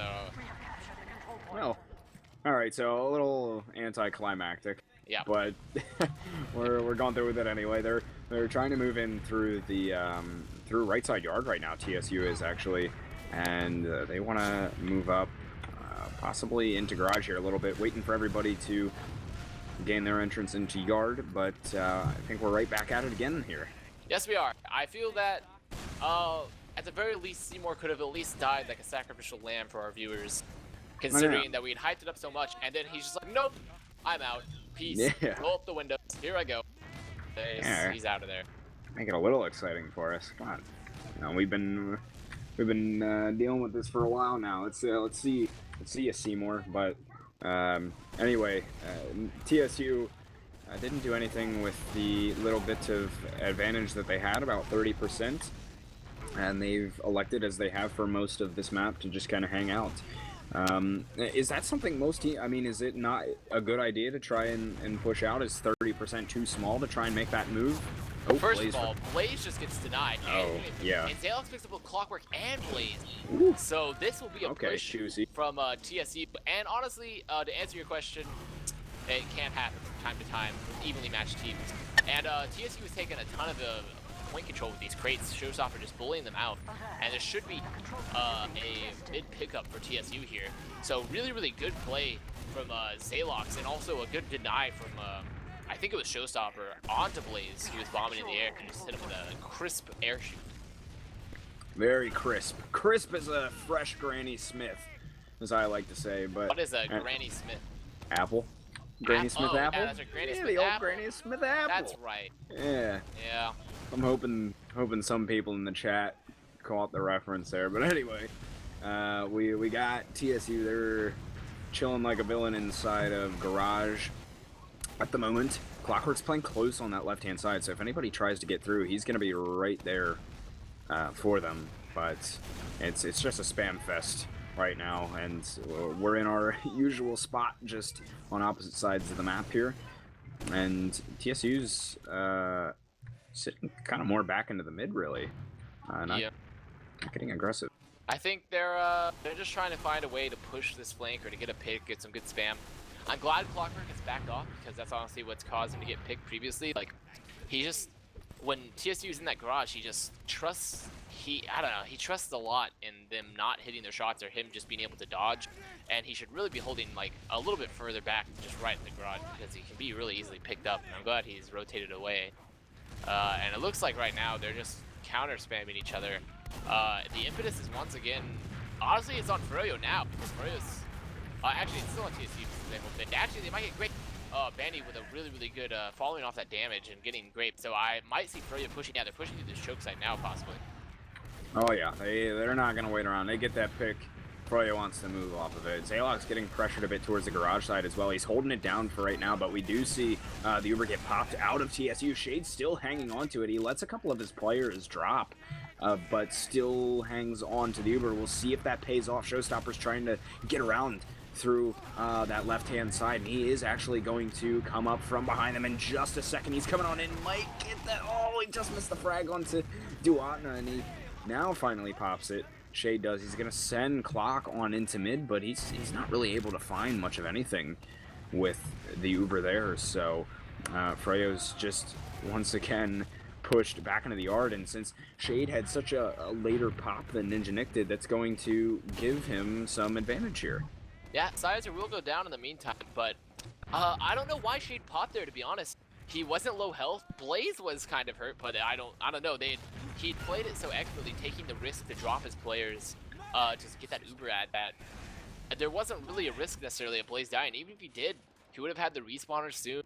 There wasn't really anyone else to like pressure him since Showstopper is about to die. So I feel like it might have been a poor pop from Shade there. Yeah. So now we're just back to where we started, but with Ninja Nick having 20% Uber ad. And it's pretty slim considering how Froyo is holding. So I don't know if we'll actually see a push. Ah, man. Darn. Yeah. Just when I thought there might be a time to see some push, make something happen. We are right back at it here. So I hope you guys are enjoying your stay. Oh, please. Yep. Oh. You can hear the despair in Gecks' voice right now, chat. You can hear the just the labor, the sadness, the weight, the crushing realization that he will be very tired tomorrow. Oh That man, is what's tomorrow. happening to Gecks. That's really what it is. I promise I enjoy being here. I'm actually having a lot of fun. It's just the fact that I'm thinking about how bad tomorrow is gonna suck. That's where most of the sadness is coming from here. So it's not you guys. I'm having fun. We've Oh unpaused, hey, though. okay, wasn't a long one. Good. Yeah. Thank the dear Lord. All right, we're right back at it. So both teams chilling on mid, even Ubers. Yeah, it's just as usual. It's the huge nowadays. Yeah, it's a good thing they have Zalox in the server, who's going to the police academy, because this timetable of this game is criminal, one could say. Yeah, And it's a good seriously. thing they have an officer of the law there to enforce, to get some penalties out. Seriously, like give him a ticket. Definitely. And it looks like we're just gonna be trading spam here in this garage with Sizer getting kind of weak. Sizer actually on sniper, so I'm assuming they're gonna try to use him to leverage a pick. Possibly, it could also be equally possible that TSU just wants to wait Froyo to death and force Froyo to confront their aging body and die. But actually, Sizer will get cleaned up. So we're probably gonna see a push here from Froyo, I imagine. Yes, they like to push. One pick, they're going. I know they get tired of waiting on this, and Blaze is gonna come and try and get this force out of Ninjanik, but he has milked it once again. Surfs it back just a bit, grabs the pack, so the counter sack unsuccessful from froyotech. Yep. TSU has some time here where they're gonna have a player advantage, maybe to make some sort of a move, but they just they're really cautious with these pushes. Okay, they are seeming as though they want to make something, but absolutely rocked is Grape, and they pop the Uber off. Nonetheless, Clock comes in to force it out of him, and Shade is going to have such a better Uber here to push TSU straight back in here. Ninjanik's gonna get caught out. Finally, the stalemate has been broken. Froyo's cracked the code, and it's just Zalox and Alec in here trying to make something happen, but not today. And this is actually where the pause happened. Because Shade, after getting bombed in that corner, he just leaves. So he just disappears from the map. So he wasn't killed. Something happened where he disconnected. So that's actually a shame, because it's definitely a possibility he could have survived. But looks like now, actually, because of Shade disconnecting and some good collapse from TSU, it will be a fight for second. And Grape is spam, and actually Clockwork will die. Hopefully they don't lose anyone. Actually, Banny will die too. Oh no. Shade's all on left. This could be a round for TSU. This is their time to really leverage these picks. But Dewada's doing a really good job of controlling left, but they're coming in from up top. They're fighting all over the point now. They're forcing the point. Oh, it's good they baited onto that point there. They're just standing on it. There's a round for TSU taking the lead here in this third and final map. 2-1. A bit unfortunate for froyotech, honestly. You know, they could have rolled through with that round had Shade not disconnected. Could have gained some more ground, but nonetheless, here it is. TSU takes the lead. Could this be the top lane of Froyo at the beginning? The beginning, Gecks? End of a dynasty? The 3 question marks? Yeah, could be. And it looks like on this mid, we're going to having both scouts roll out a cap for TSU. The demos mirroring each other, and Froyo just taking their crates pretty good.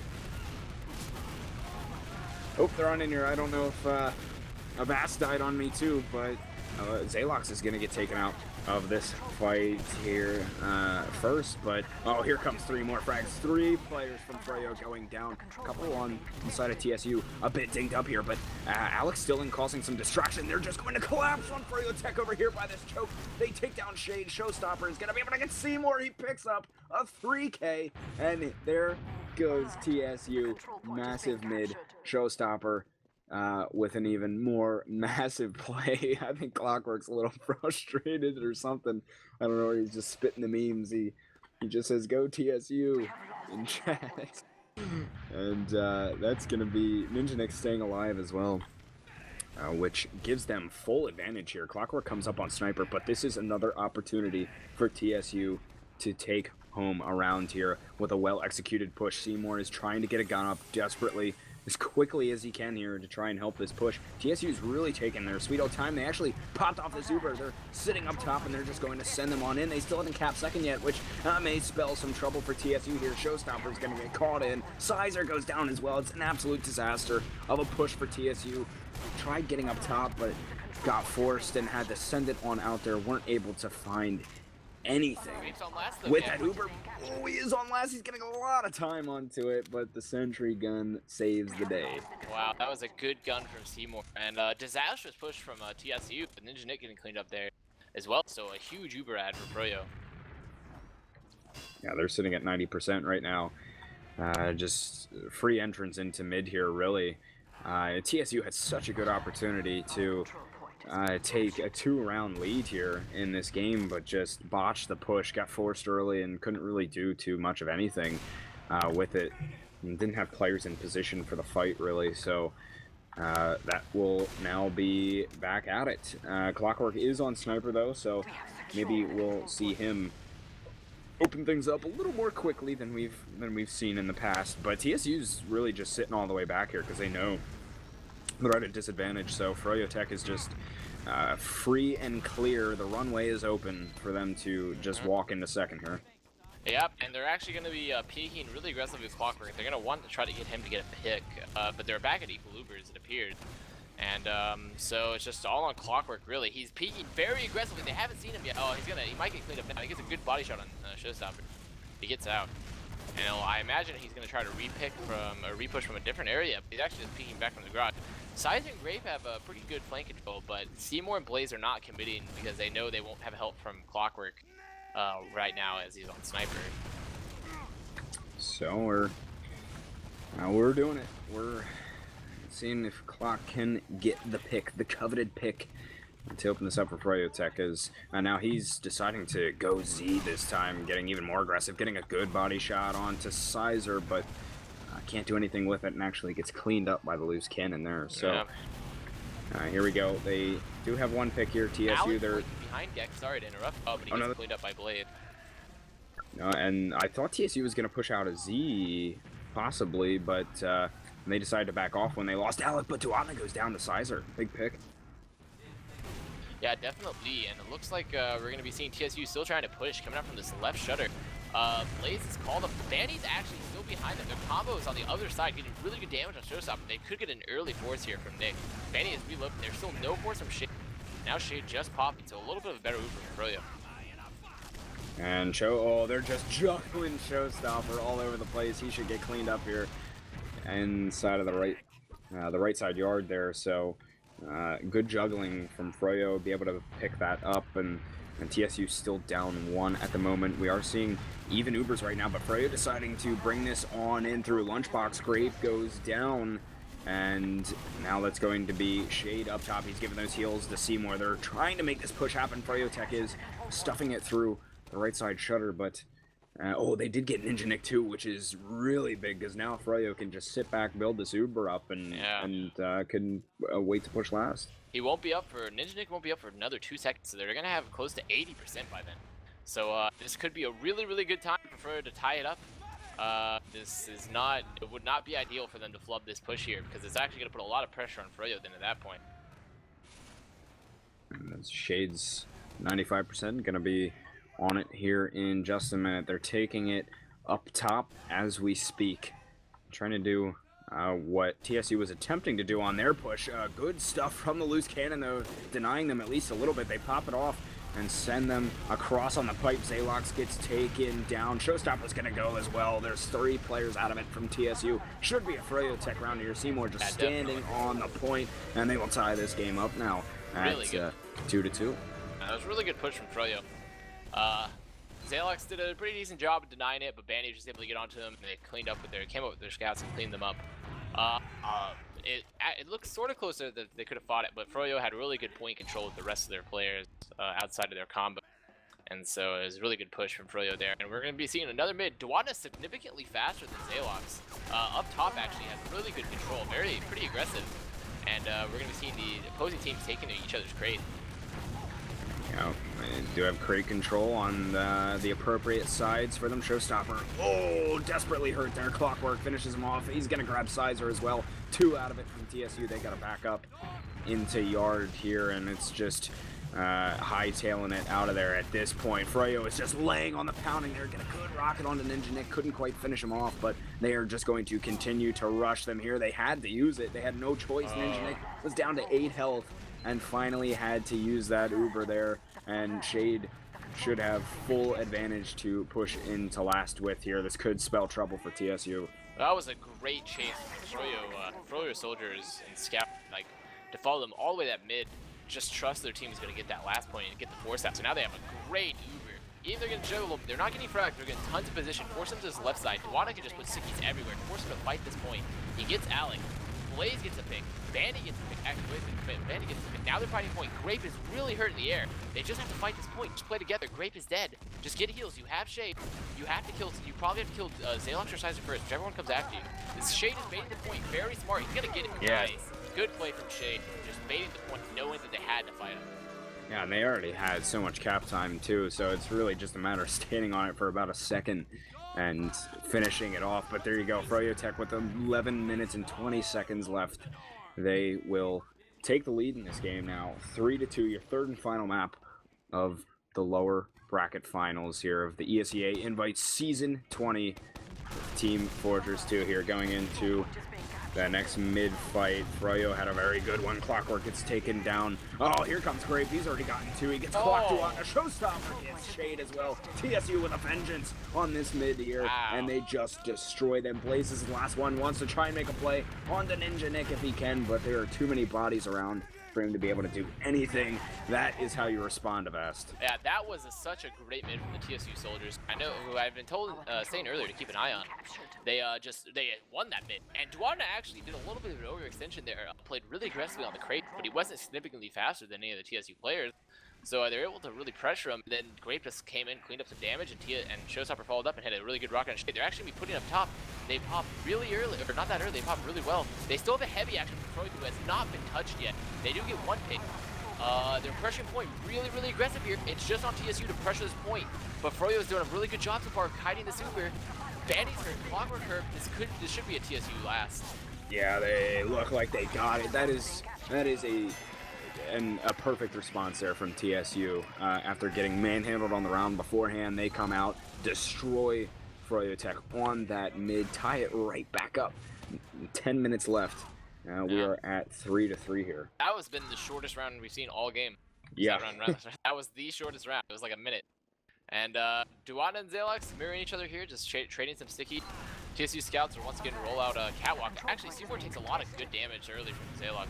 So it looks like you're just gonna go back to spam. Duana is hurt. There's just now it's gonna be a spam fight. Oh, Shade goes down once again. Graves got his number right now. Zalox able to get Banny too, so froyotech is down too. They just gotta try and find Ninja Nick if they can. froyotech, they're collapsing all over him, and Ninja Nick's very hurt. They just need to get, well, there it is, in from Seymour. And Froyo gets wiped, but TSU still win the mid. Ninja Nick was like a little German ballerina in the air there, just flying aeronautically. He had such a good surf. Just managed to avoid all damage despite everything Froyo threw at him. But it looks like, a really good play from Seymour and Clock just put tons to just follow up on that damage, get the picks. And Seymour hitting some good shots on Zalox and on Ninja Nick to really save them that round, salvaged it really. Yeah, it could have been very dangerous because Ninja Nick would have had once again full advantage to push last with, but since they got that frag, it puts Shade in the slight advantage department, but not really enough for them to work off of. So we are gonna be doing the thing. What do you think we're gonna see now, Gecks? Oh, I don't know. We might see some stalemate. B stalemate. C spam. Stalemate. Yeah, literally, it's Spam Fest 2015. Not the player either. Just literally. Spam Fest is. Yeah, no, but this is literally Spam Fest. Like it is. We are just spamming all over the freaking place. and nobody doing anything. But time is dwindling down in this game here. Since it's tied up, nobody necessarily is in a position where they have to make moves. Of course, by the textbook, TSU is the team to make the move right here, but there's got to be about, I'd say, maybe 7 minutes left at this point, if I had to guess. So. Around there, that's probably would be the time, 8 minutes or so, 7 or 8. And it's going to be, the pressure's going to be mounting, but also it's going to be mounting not just to do something, but to not do something, because you don't want to screw up this late in the game. There's very few chances to bring it back, especially with how the map has been going so far. So I imagine that Froyo is going to play this very safe, and for me, TSU is going to be one opening up probably. So we're just going to have to wait and see what they do. Yeah, the classic. I wish I had $1 for every time that we've had to say that on this map. We'll have to see and wait. We'll have to wait and see what they'll do. God, I'd be rich. Oh, and there goes your pick. Grape gets Clockwork. So it's time for TSU to make some sort of a move here. Benny is pressuring this choke, but Grape's getting ready to make his bomb on, and Uber does get forced out. Ninjanik hasn't used his yet either. This is kind of a prime position here. Both teams down one player. TSU was able to kite it. That's excellent. They can get to respawn and push right back in here with full advantage. That was such good play from Zalox, just peeking and spamming loose cannon the entire time, forcing Shade down to about like half health. And so when they got bombed, Shade was already pretty fearful. He couldn't really take that much damage, so Zalox was really the key to getting that force out. Oh no, but they got Clockwork all the way back here. Grape's gonna have to try and take this fight with him and prevent him from capping. Grape and Clock going at it. Meanwhile, there's another fight back at second. I think TSU might be able to get that there. Zalox came back to try and help the cause, but frags from froyotech coming in here. Alec and Sizer going down. And Ninjanik did use his Uber, but they didn't find all that much with it. Ninjanik may be in a bit of trouble as well, as Seymour was in the vicinity, but he had some help coming for him. But TSU needs to hightail it out now. They're down quite a few players, and yeah, froyotech's that going to was push a really good collapse from Froyo. Clockwork, you know, he had a good idea, but TSU handled pretty well. But the rest of Froyo were the ones that definitely won the fight. Winning that Uber exchange pretty handily, not letting Shade die either. Blaze did a really good job protecting Showstopper. Now they're going to be in from Choke, pressuring this. 2 TSU players are behind them, but I think Banny knows, because Banny's hiding on second. Yeah, he was just sitting on the other side of Z. God, he has mind powers. He has mind powers, Gek. He is Dr. Xavier. I'm pretty sure also apparently Banny did shave his head, so this is confirmed that froyotech is Team Baldy, because they have Team Seymour Baldy and Banny. So, and I think the lack of hair allows their brainwaves to escape much faster. It's much like a form of sonar, but mentally. So. I'm glad you got all the insight, because I didn't know about any of this stuff. That's why we have Avast here. He's the all-seeing eye. He knows these things to inform you guys. And now, well, I'm not the all-seeing eye, but I can tell you what's going on in game. It's guess what? Froyo on mid and TSU on second, but we have Sizer on sniper. He's at the forward, trying to find some picks. So it's tied up right now, 3-3 overall. I mean, this is yeah, it's gotta be not all that much time left. 5 minutes, maybe 4 minutes. Mathsad is telling me 4 minutes left here, and I'm sure at this point, Froyo is not trying to have this one go into Golden Cap if they can prevent it. It's going to be very tough for TSU to send this coast to coast unless they get some kind of lucky push, but we're just chilling. Oh, we're chilling, all right. We're chilling like villains. We are. I'm sure Gecks is very chill. Considering he's in a semi-comatose state from lack of sleep. And actually, Clockwork just gets cleaned up by Showstopper. So this should be a push from TSU, but they're not best help. They're not the best help, but they're probably going to push Choke since they know Duatna is holding Garage so heavily. Actually, they're deciding probably not to go since they don't want to risk it. Smart move, though. I shake my fist, my proverbial fist at them as both my hands are on my mouse and keyboard. So I'm not happy with their decision there, TSU. I don't know. They haven't done it all game. I mean, every time they get a pick, they literally do not want to make any sort of a move, and I can understand at this point in the game, maybe, you know, just they don't want to make the mistake and have a chance of getting screwed. But I mean, at least like counter sack something. For the love of God, I mean, if I was the player on their team, I guess I can understand it a little better. But as a spectator, I like to see some action. Anyway, it's clock up on Sniper now, as he had gone in for that sack before. It hasn't really been all that successful trying to push in through yard, at least as far as I can remember with the Sniper. Oh, just as I say that, you find Showstopper with a little headshot right through the dome, so that will open up this yard push now for Froyo. Yeah, really good play. I agree with you, though. Honestly, not just from a spectator point of view, from a logical point of view, that TSU could have just sacked, since they knew Clockwork had to have been sacking. So they might have gotten an opening that time, and they would have been right where they are now. But actually, they just collapsed on Clockwork. They get really good damage on Bandy, so really good collapse. Sizer actually pushes Blaze, but gets picked up, but does really good damage, so it'll prevent him from doing anything for a little bit. And then actually they're going to pick Showstopper here. Showstopper being a little bit over-aggressive, I think maybe being impatient there. And so Froyo's going to probably push from this garage side, try to take up top in the right garage, and then pressure point. It's down to the final minutes here, folks. Winner of this game goes on to play Ascent in the grand finals. Froyo trying to do it once again, as they did it last season. But they are on the ropes right now, but actually in a great position to potentially win this game. They are far forward. At this point, it's almost TSU just trying to make sure that they don't lose this and just send it into a golden cap round, really, as Froyo is starting to move through Lunchbox right now. They have yet to cap the second point. Both teams have a full Uber, and they have made entrance through Lunchbox, and they might just collapse here. Benny's trying to come around from behind. Seymour goes down, but the Uber gets popped off here. Froyo's lost to TSU, coming out maybe on the upper hand here on this one. We'll see what happens post-Uber fight. Shade and Banny are up top here. Shade is very, very hurt up in Lunchbox. He's going to go down, and that will spell some trouble here. Banny trying to get Sizer. He gets cleaned up, and TSU holds that one off. Yeah, that was a really good push. Clockwork opening up, just bringing players behind, but it failed in the end. They just lost too many players, and TSU had a really good collapse, and they caught Banny and Shade up top. So it's unfortunate that they were left alone, because Banny's positioning was very solid, and Clockwork had done a good job of clutch. Seymour runs into the point a little bit aggressive and gets cleaned up. That was probably not the best choice. So it looks like there's going to be another 1v1 between Alex, and that will be... That is going to be the half, or that's going to be the other half. So we're going to be at a golden cap here at Gecks.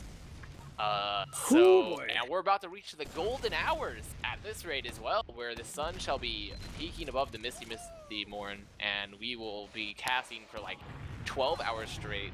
You're going to still be awake in time for when your class starts. You've never gone to bed. Classic college experience. Yeah, let me tell you, that's college right there. That's college. So it's back to the drawing board for these teams to kind of set up a plan on what they want to do for this next game, because I mean, it all comes down to this right here. One round decides it all. And what's our time limit for the golden cap round, just out of curiosity, for my own sake? Do we know what the time limit is for that? Do we have a time limit for NA Golden Cap? I don't think there's one for EU. I honestly don't remember for NA Golden Cap if we have a time limit, like, because the EU does not. They can just keep going forever, because they're just some crazy people over there with their filthy commie ways. So I don't know. Hear that, Euros? It's calling you out. I'm gonna start driving a wedge between me and the support staff of the EU member right now. Oh boy. So apparently Sideshow is telling me there's no time limit. Excellent. Good. This is what we like to hear. I hope I'm up for the next 3 hours, really. I mean, I have all the time in the world, really. I mean, I just have I do have a paper that I have to do at some point the next couple days, but I have all the time in the world. While Gecks, on the other hand, is in the throes of suffering and lack of sleep for his upcoming class. I mean, you can just do another class of college thing and just skip the class, Gecks. Yeah, sadly, if it wasn't it's a listening exam in Spanish, that's right. or I would. Yeah. I would trust me. If it wasn't a listening exam, I would not be in that class tomorrow. That is actually so unfortunate in so many different ways.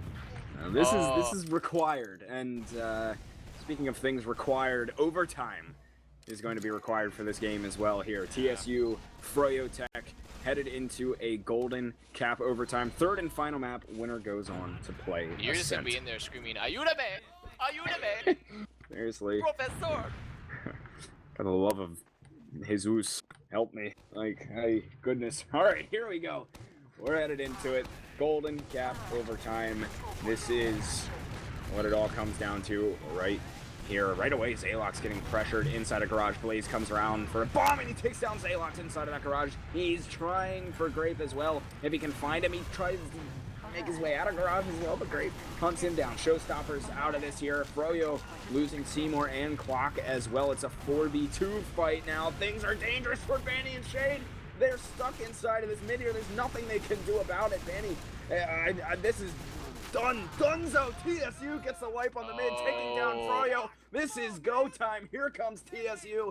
They can send this one into last and potentially send froyotech out of this tournament in the lower bracket finals. A full Uber advantage, and they're trying to get a gun up, but my goodness, Avast. Yeah. Oh my.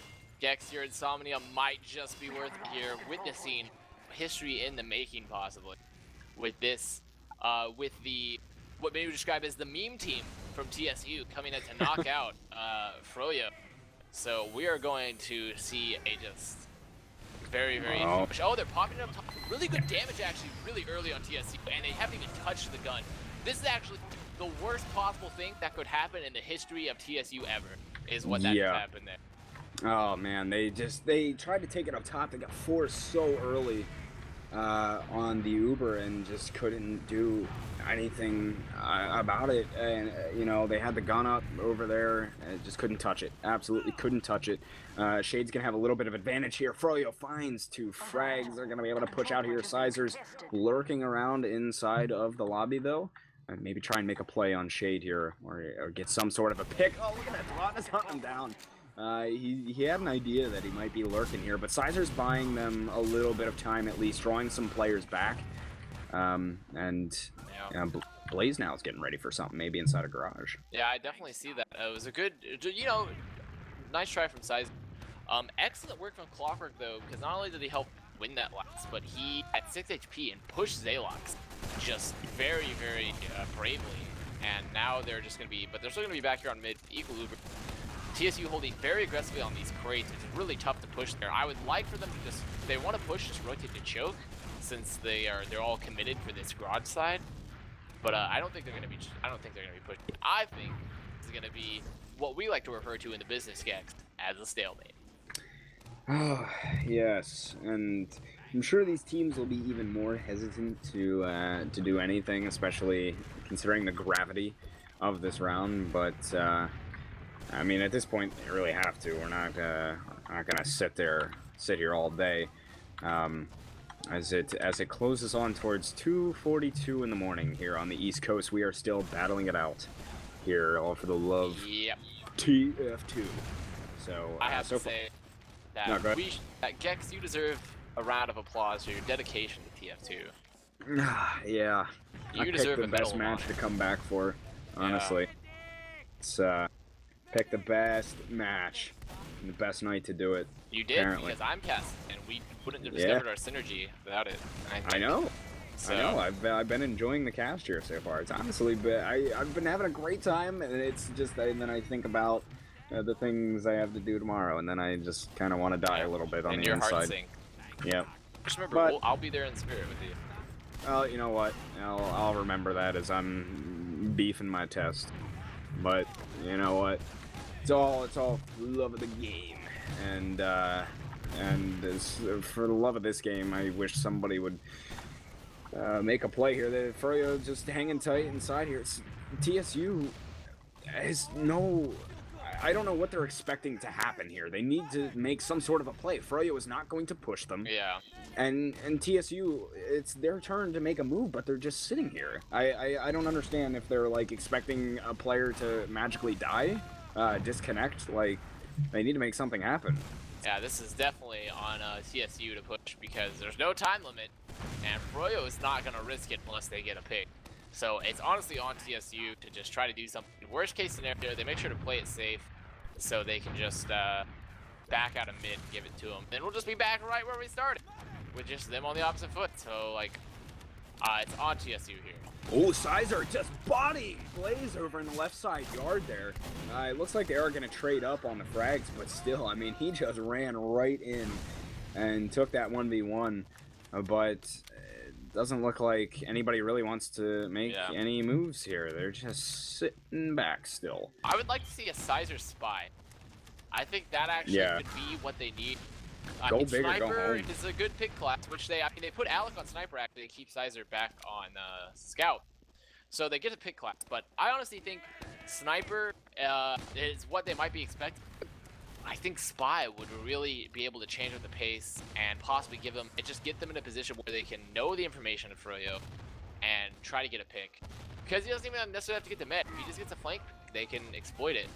And then he'll still be alive. But it looks like we're getting a holding pattern. Alec actually gets double dogged by Duwatna. So that is going to push that out the window. And I think Froyo is going to try to capitalize off this one, possibly. Yeah, they're coming to choke. Yeah, Benny's trying to get in that way, but they're just getting spammed out here. Clock's made his entrance in, though.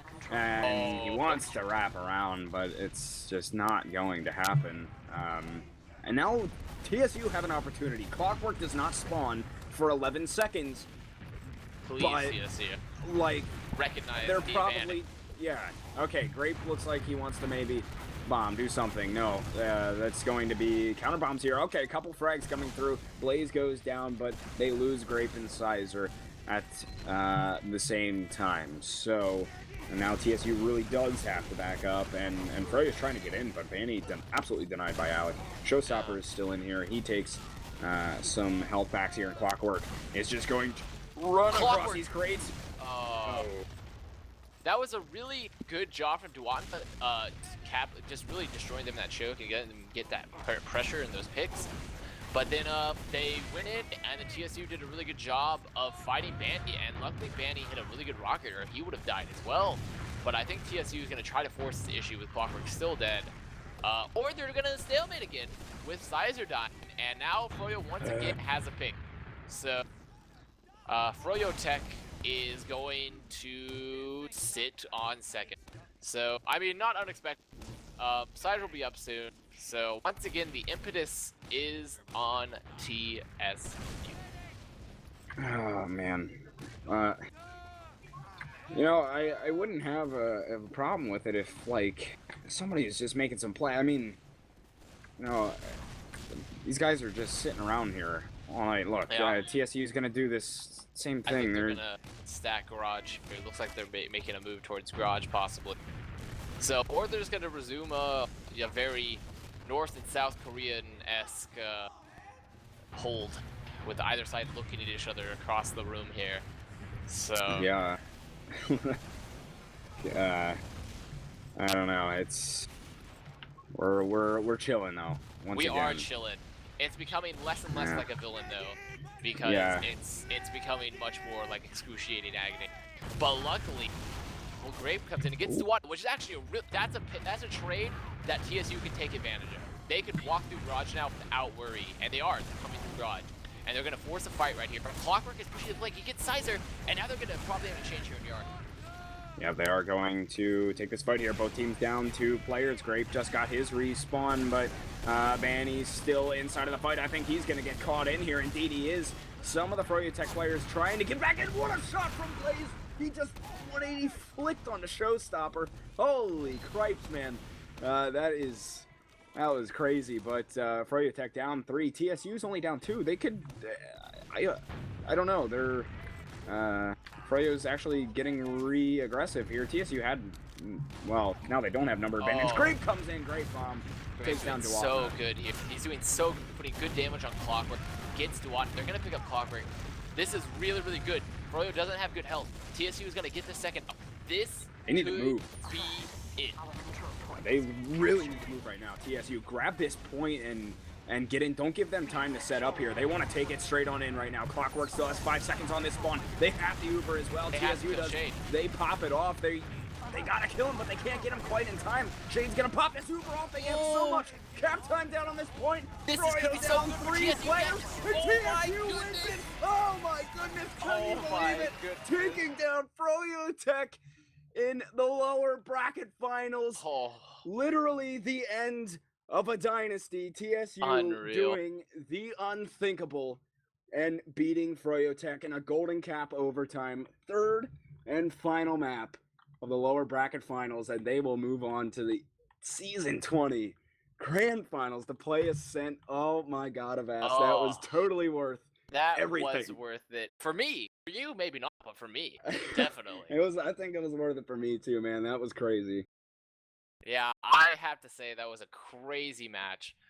Despite all the problems, despite everything that went down, the drama, the games played, the outcome, all one combining to make a poignant stew of just amazing TF2. Oh my god, man. That was just absolutely incredible. Hats off to TSU. I mean, froyotech definitely dealing with some difficulties in the evening. You know, losing Ash early on was not ideal for them by any stretch of the imagination, but still,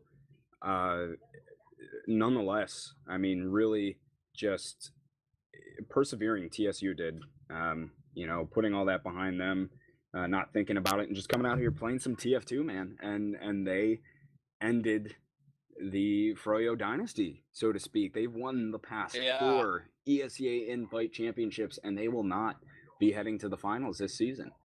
I have to say that I think TSU played amazing, but I feel with some of the problems and the running late and the whole issue with Ash, it definitely, you know, it could have definitely impacted Froyo's mental state, and bringing in a ringer or, you know, a replacement like Seymour late in, it definitely aided TSU, in my opinion, helping some destroy that team cohesion. Not that Seymour didn't perform amazing, you know, but I think things worked out for TSU. On top of them playing very, very well, they definitely proved themselves to be a contender for this top 2 teams in North America.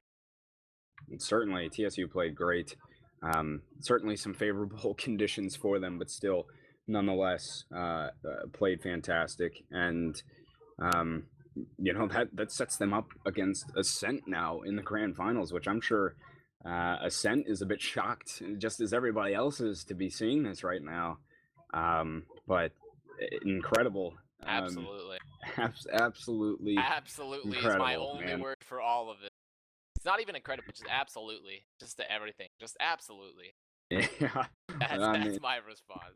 I don't even know what else to say at this point. Once again, the guys, they're supposed to have words. I think I'm out of them for tonight. This has been a great evening. Definitely worth me staying up, I think. It's been an awesome game to watch. Congrats to TSU, man. Well deserved. And also congrats to froyotech for making it this far and still playing a tough game regardless of everything that happened tonight. Just really unfortunate circumstances for them, and they still, you know, came out here and played tough. So definitely hats off to them as well. Yeah, definitely great game. Thank you so much for the teamfortress.tv production staff giving us the information, keeping us updated, keeping us in the loop so we can continue casting. This has to be a very late running cast, Gecks. Are we on a record at all? I don't know. If we're on a record? But it's got to be, man. Just about. Yeah, that was crazy. What, we started 11 o'clock? Started like 11 EST, and it is now close to 3. Yeah. 3 EST. So, just a palooza of casting. Yeah. Good times. Tell me about it, man. And I think on that note, it's about time to close this shindig down. Avast, do you have any other closing comments for us before I close her down for the night? I just want to thank once again the production staff. I want to thank the players for playing their hearts. For Seymour coming in at late notice, you know, replacing Ash, making sure the TF2 kept rolling, and to you, Gecks, for being an amazing co-cast. And I wish you luck on your exam. Thank you. I'm gonna need it. We'll see how it goes, but definitely shout outs to both teams that played tonight, especially Seymour for coming in on, as you said, short notice and having to pick up Ash's wand there pretty much and come in and play. So hats off to him as well as froyotech, TSU, and of course, thank you, Avast. It's been excellent casting with you this evening. Hopefully, we get to do some more again soon. Definitely Excellent. enjoyed it. Yes, it's been a good time, and also shout outs to our producer and cameraman Mathsad, who has stuck around just as long as we did tonight, making this stream possible. So without further ado, here from all of us over Team Fortress TV, myself, Gecks, Avast, Mathsad. That'll do it for us tonight, and we will see you guys for the grand finals between Ascent and TSU. Have a good night, everybody. Good night.